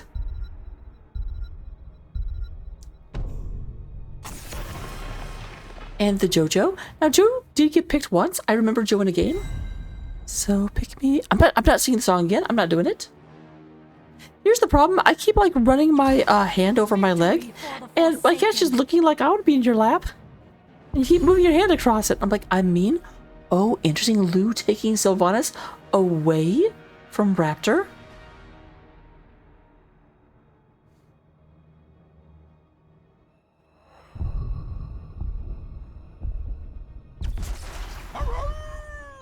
Tamjin taking the Hogger. Tamjin is back to play this map. Teal once again on the elite Teal Chieftain. I'm very proud of that joke. There is Zeno. Zeno. Daylight come and you are a good cat. Hey guys, want to see Bug be held like a baby? We're not doing that right now. What? Your opera shit. Wow, that was a complete, like, breakdown of my memory. Fuck. I can't say that word.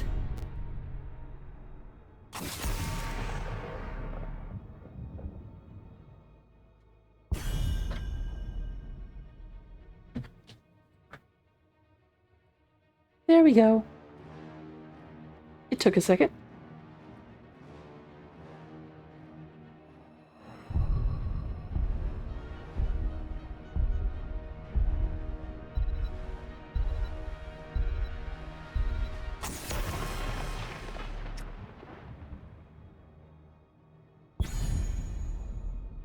It's not my fault. Opera has bulked up now that he's actually getting all the food. Like, before I would feed them both, but I'm pretty sure that Bug took like a third of Opera's food. And so Opera was eating like 70% and Bug was eating 130%. And so now that Opera is actually getting the correct amount. Always home.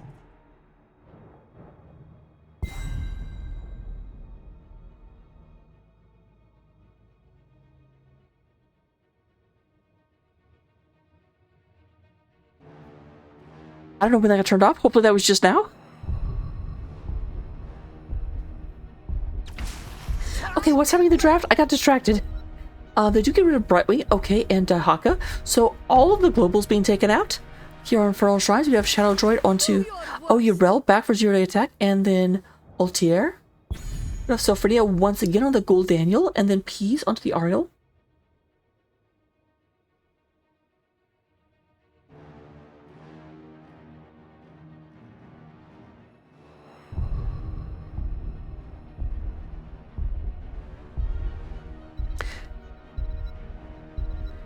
I figured it out, thankfully. But thank you. And to be fair, Opera muted me. It was not me. Oh, interesting. Oh, very interesting. So, man, that is Hyper Carry Gul'dan. That is a weird comp. Like, it can work, but it's not something I see very often. Usually your Hyper Carry is someone that isn't mana dependent. So, now obviously, Thrall can bring the pain, but it's risky. I think it depends on, like, being able to hit those, like, Spirit Wolves in order to keep people like Sylvanas from being able to escape. Because, yeah, Thrall does a lot of damage if you can get into melee range, but there's not a lot of melee for him to hit. But, let's get into the game. Predictions are up. Have fun!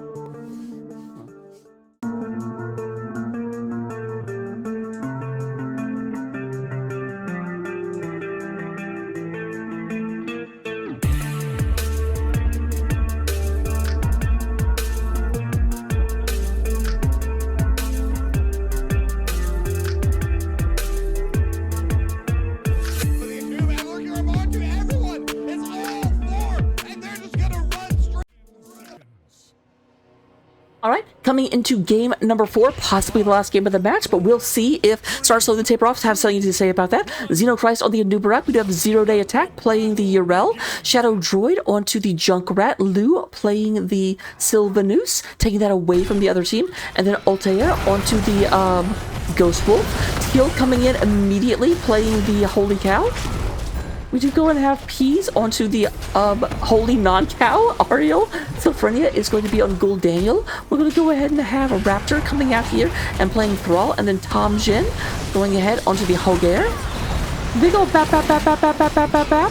Xenochrist trying to survive. Let some survive.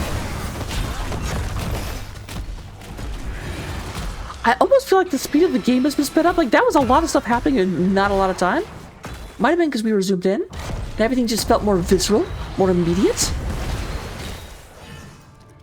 In our level 1 talents, we have no questing talent other than Sylvanas' automatic black arrow. But on the other side, we do get Echo of the Elements for Thrall, as well as Echoed Croc. There's a lot of echoing going on. Okay, Teal, you have to go Echo Pedal.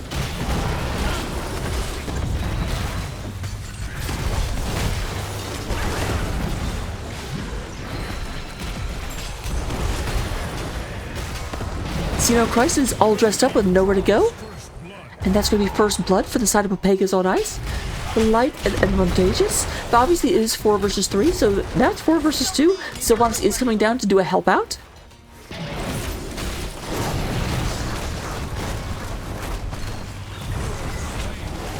And there goes Teal going down. Teal staying a little bit too long. He's in too deep.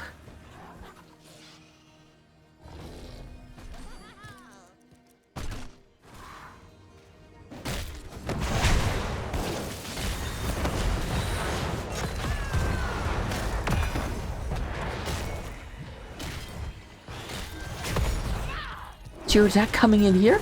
Barely avoids the spirit wolves. I was gonna say, what's going down? I saw Xenochrist lurking in this bush, but no, nothing's coming of that.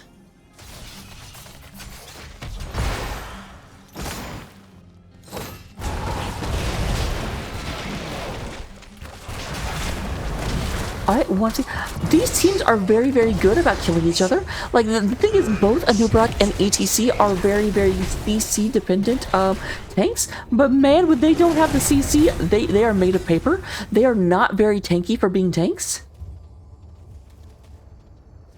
Now, Shrine is activating. This will be a Frozen Punisher. We're starting out with Frozen. Now, that's actually really interesting, because Frozen Punisher is the best to push with, but the first Punisher is the weakest. So it's almost like, fight for this, but it won't get anything done because it's going to be super weak. So that's a little bit of something to, like, worry about. There's Teal trying to move through here real quick. Xenochrist landing it. Oh, Teal! There is exactly why Junkrat is scary. Teal slides out of danger. You are halfway done on the side of Pepegas on Ice, but zero-day attack trying to move in there. There is Xenochrist looking for an opportunity.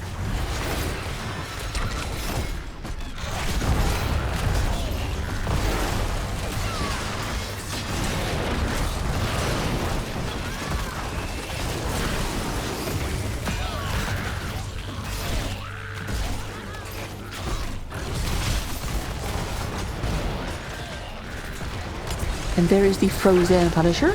Red team has summoned a Frozen Punisher.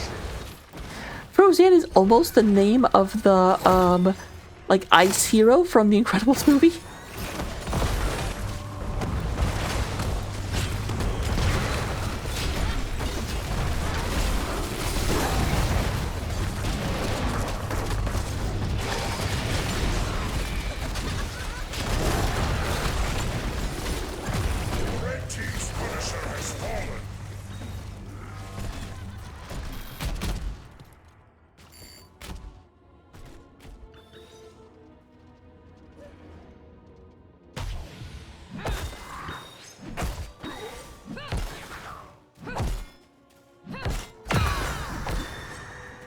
Right, they are moving to the bottom of the map. A little bit of a poke around. If I got through this whole wall, they're starting to threaten down here.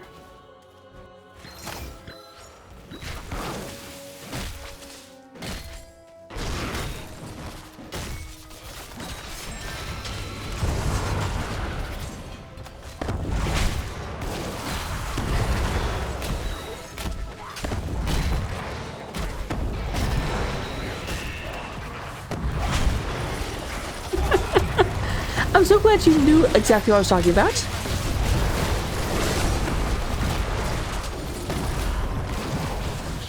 Saw a meme the other day about like a like version of Jeopardy, and someone was asking like, can you name a African American superhero without lightning powers? And it is actually surprising how few there are. But one of the answers was Frozone. Other answers, of course, were, oh no, it was African-American superhero without superpowers and without the word black in their name. So Frozone was one of them. Green Lantern was one of them. Hal Jordan.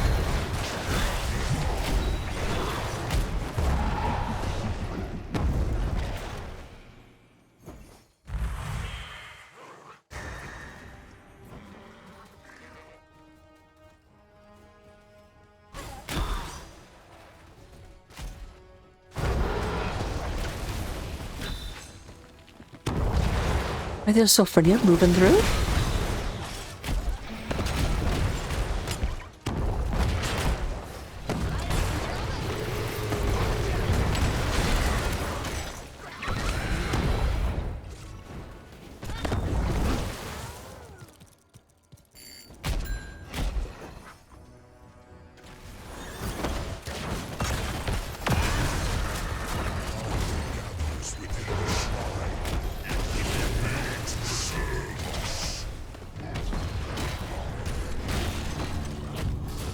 Alright, we have the Shrine activating. Up here at the top of the map, we have Arcane Punisher coming out. Oh, they're looking for something. very, very quick pickup, but or quick knockout, but they do still get the Sylvanas. Yrel is going to get away, but that's going to give a definite advantage as the shrine comes online. Arcade, I literally just watched, or I just looked and I already forgot. Tom's going to stay back here and do the super bounce. Okay, I'm going to say this, and I promise, I'm not making fun of anybody. Had an old teammate that at one point was the other offlaner. At one point we had 2 offlaners on the team, and we were playing a match, and the other offlaner was playing. I was observing, and they got it. They actually hit the perfect bounce. It's a little bit hard to hit when you don't ever go out, and they were like, "I got it! I got the perfect bounce!" And then about like 5 seconds later, they're like, "I forgot to activate the shrine."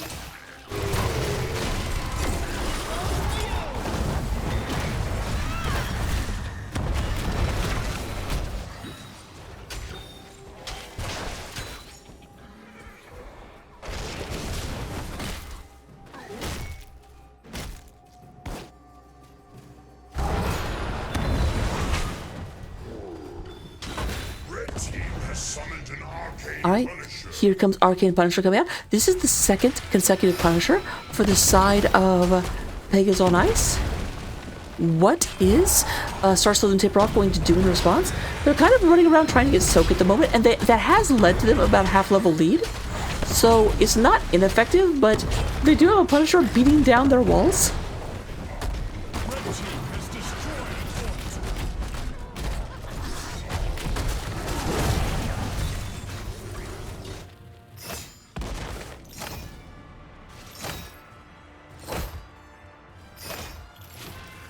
Red team's Punisher has been slain.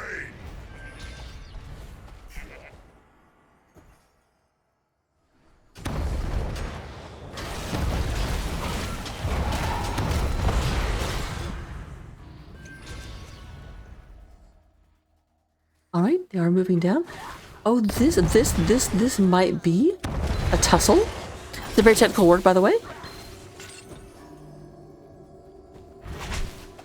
All right, they do not. Oh, now they know that this is happening. Mind control coming down, and that's a lot of pain. Teal just absolutely destroyed. Tom Jin trying to get away, but ends up actually getting knocked the other way by their own loot crate. So double pickup gets us to 3 kills on either side by Star Sleuth and Taper-Off. However, keep in mind this is the thing. And that is the Shaman. Okay, good. I was going to say someone needs to come up here very, very soon. Now this does go down. This evens us up with 1 fort down on either side.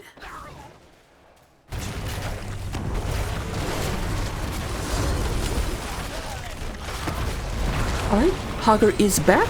Need to be a bit careful. Here comes the aggression, and Yrel is not with them. So they don't actually want to fight here. There is the whip it real good. And Xenochrist. Xenochrist getting an all-expense paid trip back to the Hall of Storms.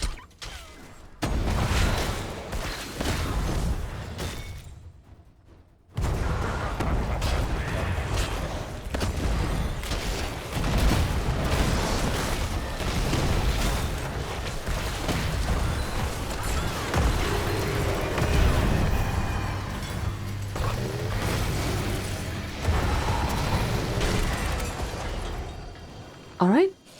Does get blown up by the Riptire, but no one actually goes down. Augur cleans this up.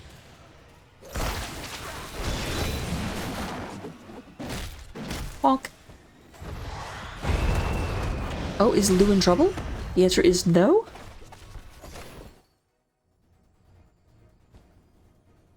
Water Punisher will be at the bottom of the map. That will favor Pepegas or Star Sleuth and Taper-Off because they have a nearby healing fountain.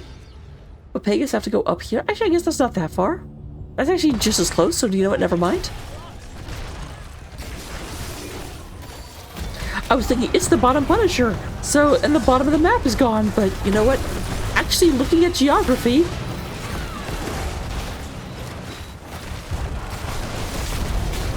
once again, This is the problem with ETC. ETC can absolutely get picked on, and this should cause a, you know what, even though I was wrong about why Star Sleuth and Taper Off are favored, Star Sleuth and Taper Off definitely take the favorable side of that engagement.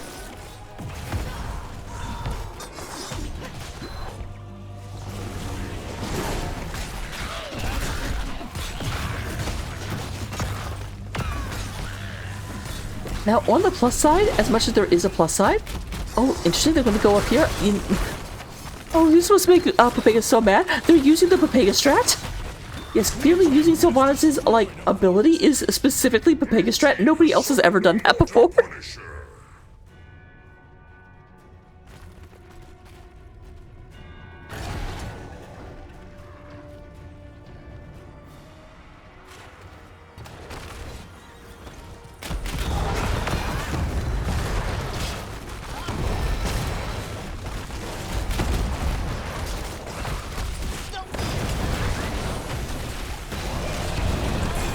Alright. Quick Aegis. And that's going to be the... Oh my gosh. Yeah. Is this going to be the end of the game? I feel like this keeps happening. I be having really close games, and then there's just an explosive battle that suddenly leads to Star Sleuth and Taper Off being in the advantage position. But with Sylvanas, they went and got this down. Now the Punisher is almost gone. They have killed off, and there is the Punisher comes in, catches two people. Teal's super low, but we'll get back into the Hall of Storms. But the shields are down. They are going for it, ladies and gentlemen. And they still have 15 seconds before anyone's up to try and stop him. There's Teal trying to get in there. We're down to 20%, down to 10%. And that is going to be game number 4, being won by Star Sleuth and Taper Off. We are up to the final match of the night, you guys. No one is winning this game early. We are staying up. Gotta be up for work in 6 hours. Where? But yeah, this is what I was talking about. That was only a 14-minute game. Almost all the other games have been like pretty long, actually, like 25 minutes or something. That ended up very quickly. Only 6-6. In terms of damage, yeah, look at the difference in damage numbers between this game and previous games.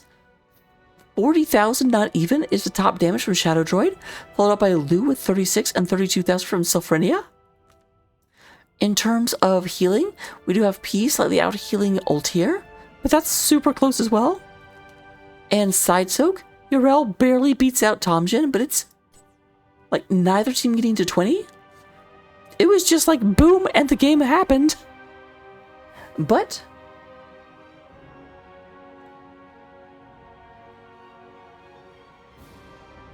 don't take a dive. We'll be back for game number 5. I've never had to do a number 5 rhyme. You can probably tell.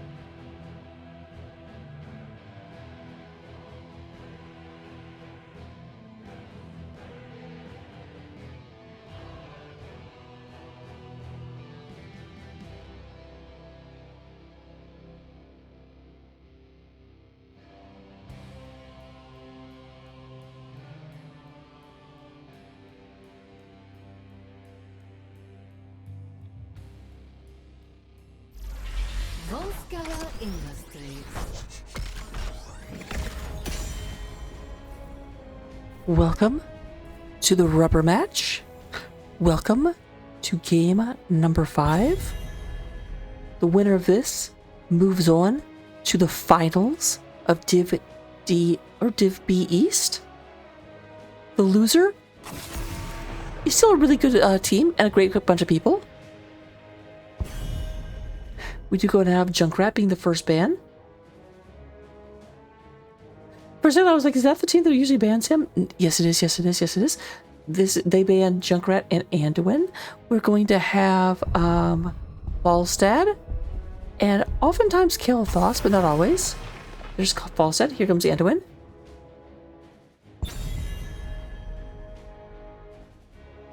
Yes, between matches, that means you get pets. Hop, little bunny, hop, hop, hop.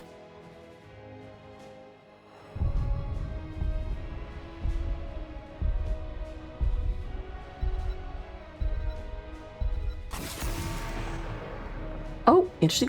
Going for Johanna, leaving Anduin up. Okay, this is the first game that Anduin's been available.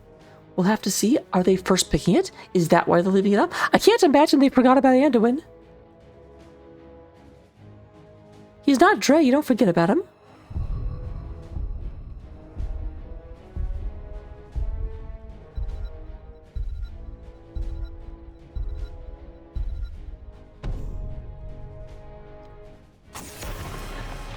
Oh, okay.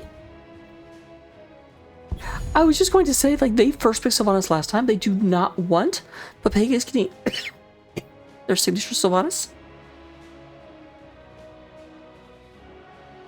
I do have to say, if Start Slow win this, they may want to run Sylvanas more often. I think that was the biggest difference, is they had access to Sylvanas, and so what would have been just a mid-game push turned into a game-ending push.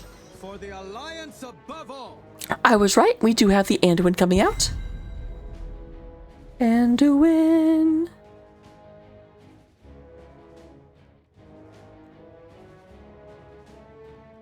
So far, Pepegas and I should really focusing on blonde heroes. I'm going to count Junkrat as blonde because his eyebrows are blonde. Need a light. Though, if anyone's going to dye just their eyebrows, it would be Junkrat. So, Blaze actually being taken away from... Is Tamjin in the game? Yep, Tamjin. And then Lu continuing... I don't know if Lu's always the Tychus player, but Tychus has consistently been on Start Slow's side of the roster. For the frozen throne. Teal comes out on the Anub, not going with the...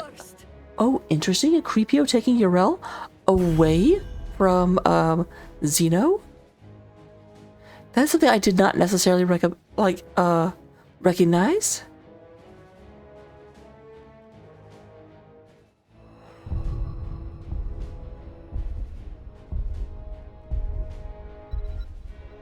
Wait, that was here from Zero Day. Derp, derp, derp. Continue to ban out, Aw, there's no Syl in this game. I mean, Syl's been in every game. You have a lot of members. I get it. I was about to say Kael'thas taken away from Sylphrenia, but that's not what we end up having. All heroes were taken from my Sylphrenia by taking away her invitation.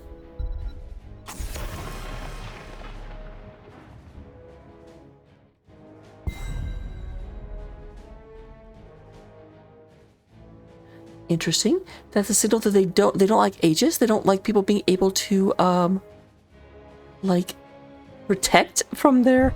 I do have to say a lot. I didn't feel like the Aegis was that impactful, but I do think everyone standing around waiting to get that kill just let them take a lot of extra damage they would have otherwise not like been able to use that time fighting back. Xeno taking ETC, interesting. There's like a reversal of fortune with a new Barak going into ECC, but the roles are reversed. And Droid do go ahead and get onto Rhaegar. Still need a second DPS from Altair. Double DPS here. Who you gonna pick? Finally. Oh, now this is spicy. Mephisto and Alarak. My only regret is I wish we were on Alterac Pass instead of Volskaya, so we would have Alarak on Alterac. Just never let me have fun. This round needs me. Okay, you can only snub Sylphania so much in a game that she's not even in. But here we go. I'll get predictions up. Last time, no one voted for Start Slow, and you all feel stupid now, don't you? Do better. But vote for whoever you want. I will see you in game.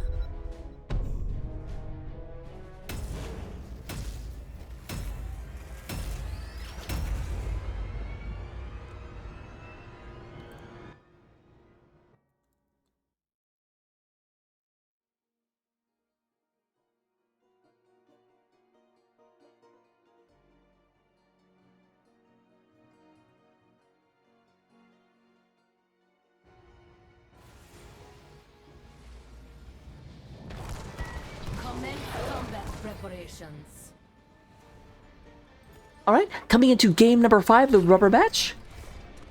Representing the blue team, the soldiers of slaughter, the tyrants. No, wait. The battle begins in It's of tyranny. You can't have the tyrants of tyranny. 5, 4, The tyrants of tenacity, we'll go with that. You have elite Tauran chieftain, the rocker, at the helm of a level 9,000. What is their band called? Anyway, it's ETC. Altair is playing Li Ming. We do have, I try to do really big epic intros, but I don't know enough of the lore, like, off the top of my head. We do go and have Lu is playing Tychus, the bad man. Shadow Droid is going to be onto the Rhaegar. Zero Day Attack on Blase, the Fire Bat. A lot of people were really mad when they came out, and I get it. Like, we have a named Fire Bat hero. His name's Guy Montov. But I think that's actually a reference to another thing, and they were like, yeah, let's not. That might be copyrighted. Meanwhile, representing the side of Pepegas on Ice, the Principality of Punishment. We have Creepio playing Yrel. Peace playing Anduin Rin. We have a Raptor playing Alarak, the High Lord. Tomjin is going to be playing the Mephisto. And then Teal on the Beetle King, Anubarak.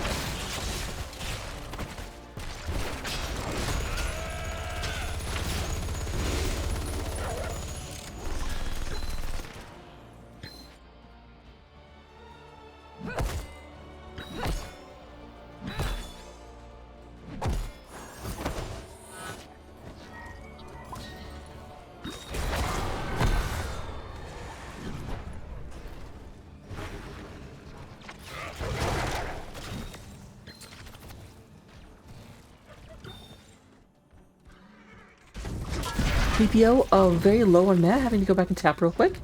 Boop. Seal catching an orb to the face. Looking at stats, we do go ahead and have Master Assassin with the Tychus. That almost is a guarantee we will see Odin. You go ahead and get Piercing Light from the Anduin. No sadism penalties so far. No talents to lower it, but also no kills.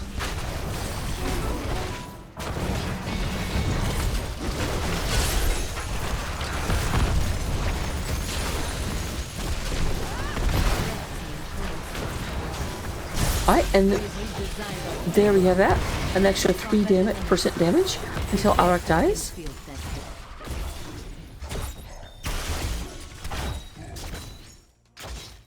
You have to play so well to play Alarak well. I tried to learn him and I am not good enough.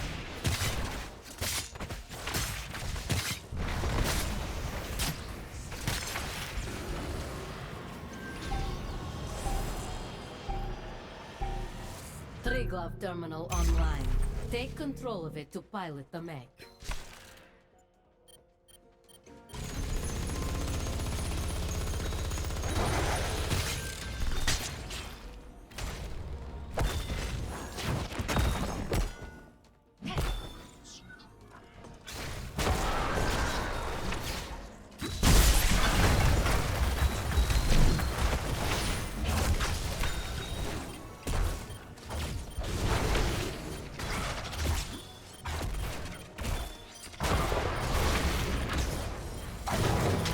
Alright. 80% for the side of Start Slow and Taper Off. We are trying to get a couple of kills. Here is some attacks. Not going to be able to fill the unit off, but we do go ahead and have Pepegas on ice, starting to take over this locality.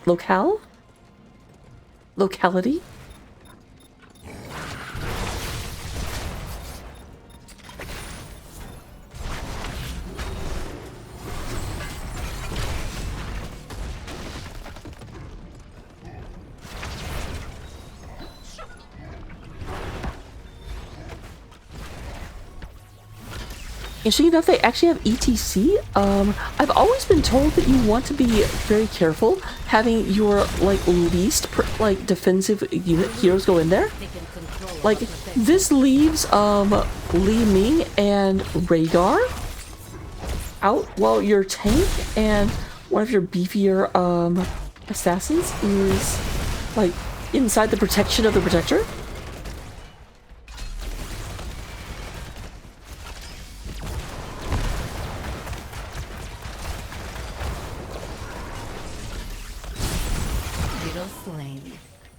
Alright, there is...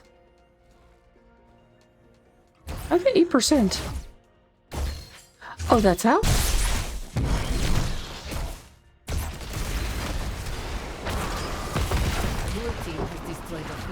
But we actually have the first port going down at the top of the hour.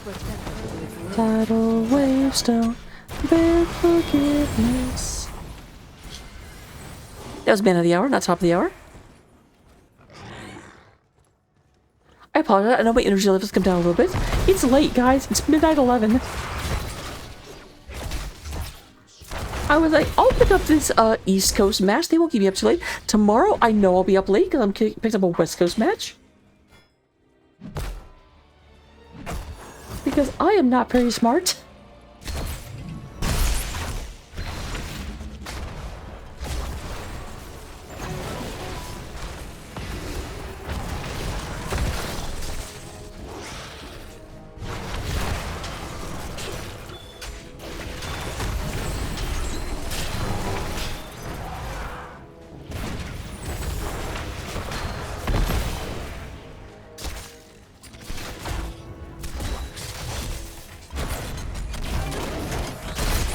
Alright, Teal going ahead and being aggressed upon. Tries to get out of there. Lots of stuns happening, and Teal is just going to get smooshed. Very technical term there.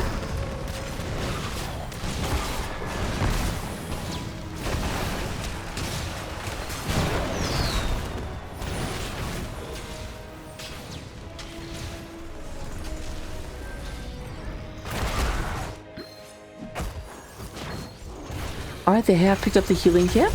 The top fort will be the next one to be picked up.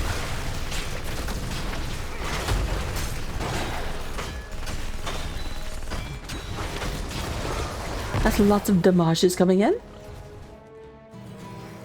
Creepio coming in the other side, but does get stunned out by Xenochrist. Not able to catch anyone.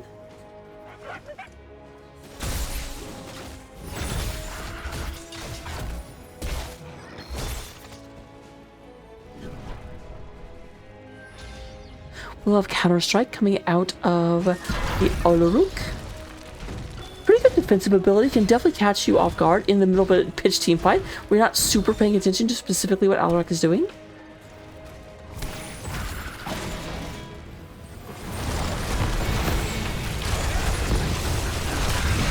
Man, Teal absolutely getting attacked once again. Lots of damage coming through. They're not quite getting Teal down. There was the light bomb, and that is going to be a kill onto Teal. I was expecting the ETC to go down. They got into the bunker just before. Raptor needs to be very careful. And that's why.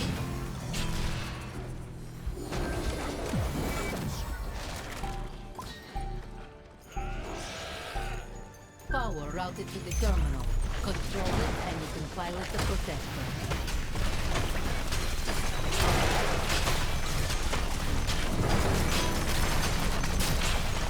So this is going, ironically enough, this is going the best any game has for Star Slow to taper off. And I say that because it's 2 and 2, but both the other 2 times it seemed like Star Slow just sort of like came out of nowhere from an even game and just kind of won. But this time they're actually winning as they pick up a 5th and a 6th kill against Pepegas on ice. Blue team has destroyed the turret.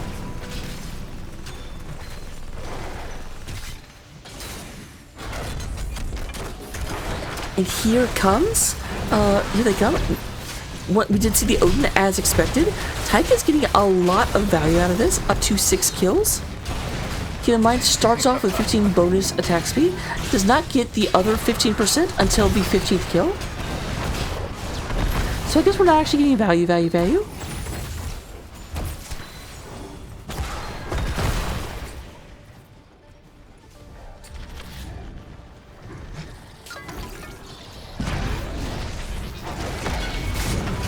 Creedy was trying to be sneaky. Oh my gosh, actually survived?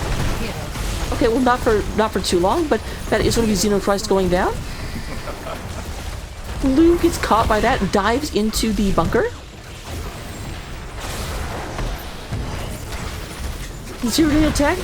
Raptor's really trying to use this in order to get some stuff, but it's just getting pelted by that auto turret, and will get taken out.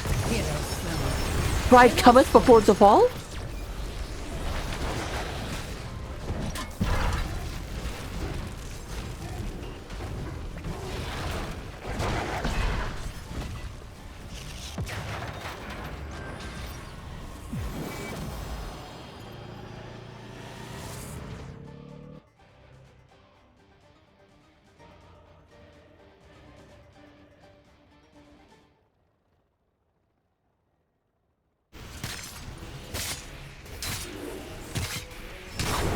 Moving in here, we are up to 35%.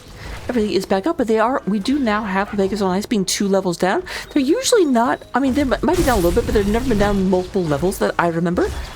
It is certainly possible that it's happened, but I don't remember it happening.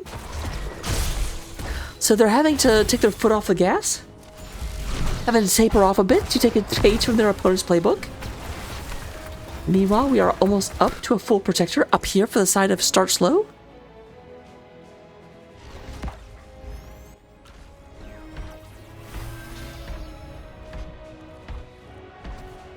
And they are marching down the mountain when she comes. I don't know who she is.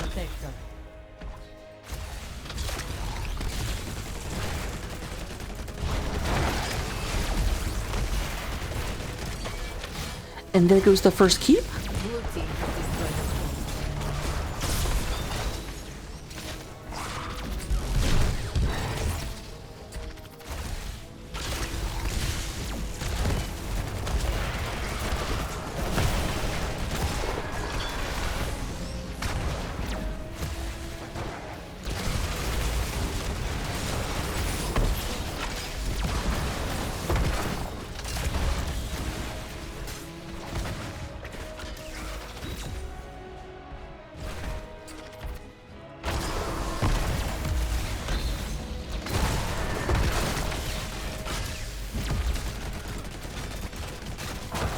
Alright, is moving back. No one really anything in this bit very much.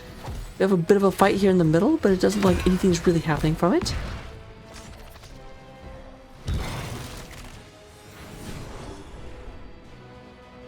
So that is the extent of the Protector's power. Really going for maximum, Okay, yeah, that's going to be that's a big damage spike. So obviously it depends on sadism actually being like up somewhat.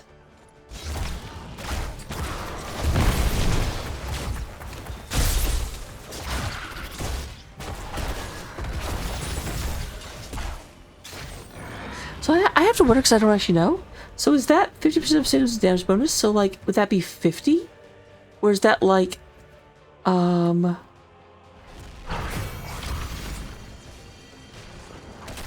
Alarak's damage is 300, so it'd be an extra 150.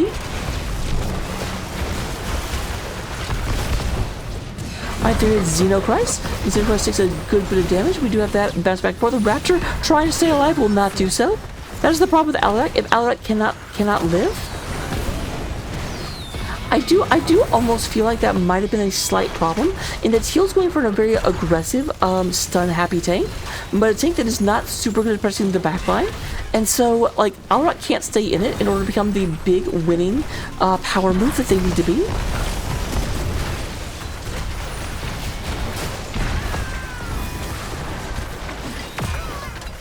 But that's going to be yet another keep going down.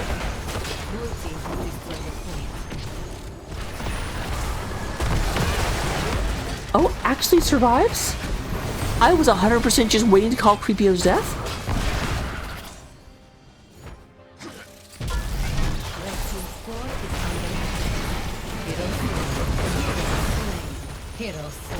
I mean, you got him! And I guess you got a 9 sadism for Alarak.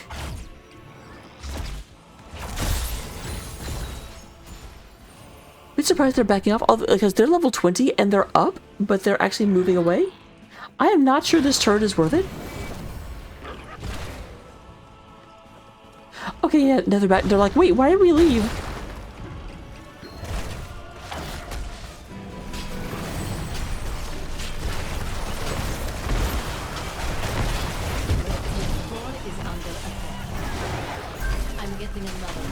There is Peas being the fun police. Oh, you got a cool move? Oh, the person can't move very well.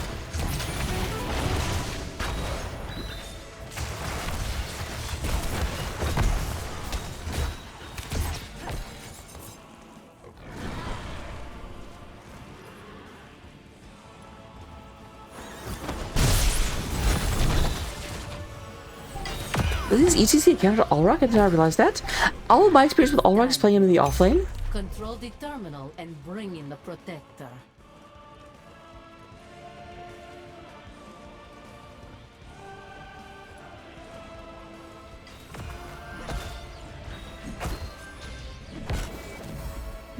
Right.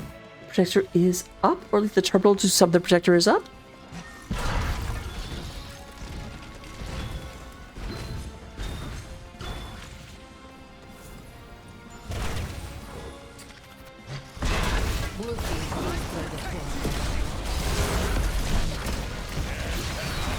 Yeah, the bunker's also really messing with Allrock. This is not letting Allrock get, like, finishing blows off. They keep diving for cover, which is very rude. And Zorb coming out.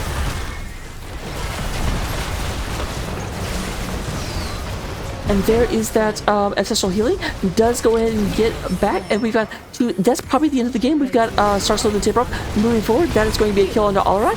Tomjin trying to stay in it, but will not be able to do so. Goodbye, my friend. And only Peace. Anduin against the world. Let's go. Oh, it looks like the world's going to win. So that is game number 5 and the series going in favor of Start Slow and Taper Off. Managing to come back in a kind of a surprise, like, dominant game, because their other wins were definitely deserved, but not dominant. Let's see if we can get an interview. A very short interview, though. It is late. One moment.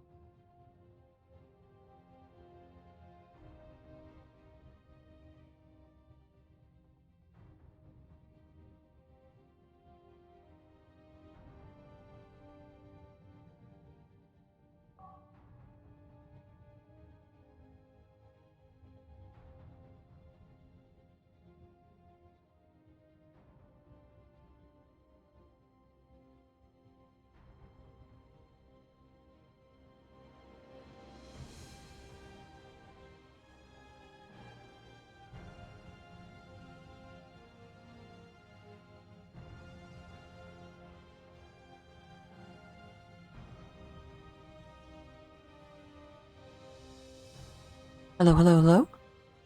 Hey, how's it going?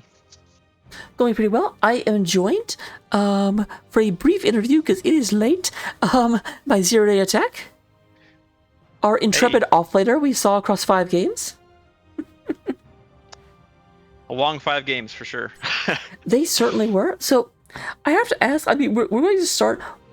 Did you guys change anything specific in game number 5? Because I gotta tell you, game number 5 looked like an entirely different game than the rest of the series. No, we kind of just kept with our same strategy. I feel like it was a tough 5 games, that's for sure. We kind of figured out that we might need to take the Sylvanas away from them. They were getting some pretty good plays with that. So after taking that away, that felt a little better. No, I definitely remember game 4 whenever you actually took the Sylvanas. I was like, wow, that's almost rubbing salt in the wound, because taking Sylvanas and using the ability to push down forts early is kind of Pepegas' whole thing. Because clearly no other team has ever used her ability. Yeah, it's definitely a little strong. But yeah, it certainly. Now I've got to say, because you guys, people in chat was saying ETC was a counter pick to the Alarak. Is that why you picked it, or was it just kind of a happy accident? Because I felt like Blaze and ETC did a great job of keeping the Alarak kind of off balance.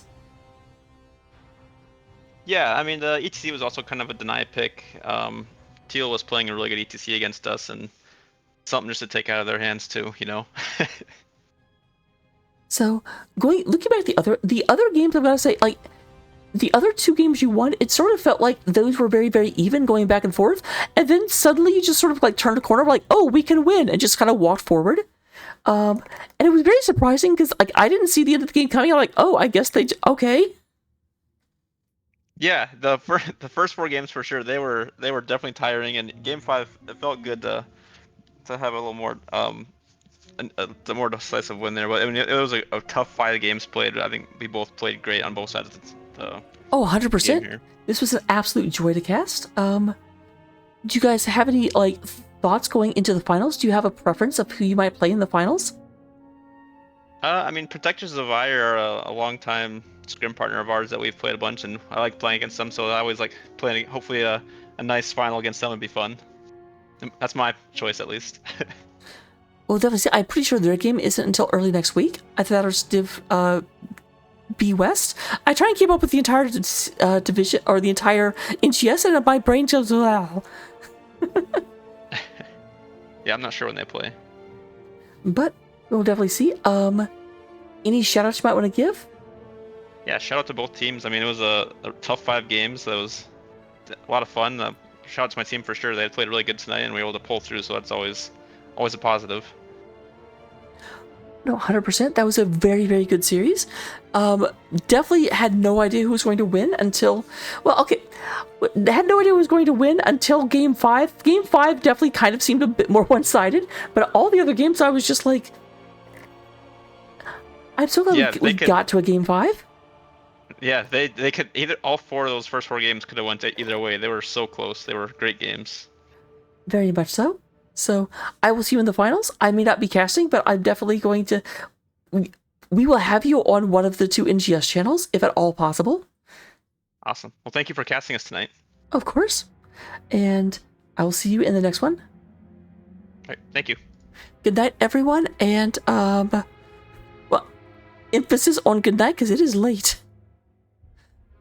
It was funny, I said this before, I took an East Coast cast, I'm like, they won't keep me up too late. And then Game 5 happened, I'm like, rah.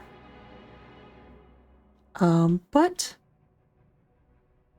let's see, can I raid over to anyone? I bet I can. I have the power. One of the 2 NGS channels, no, if at all possible. I'm not trying to listen to myself, thank you.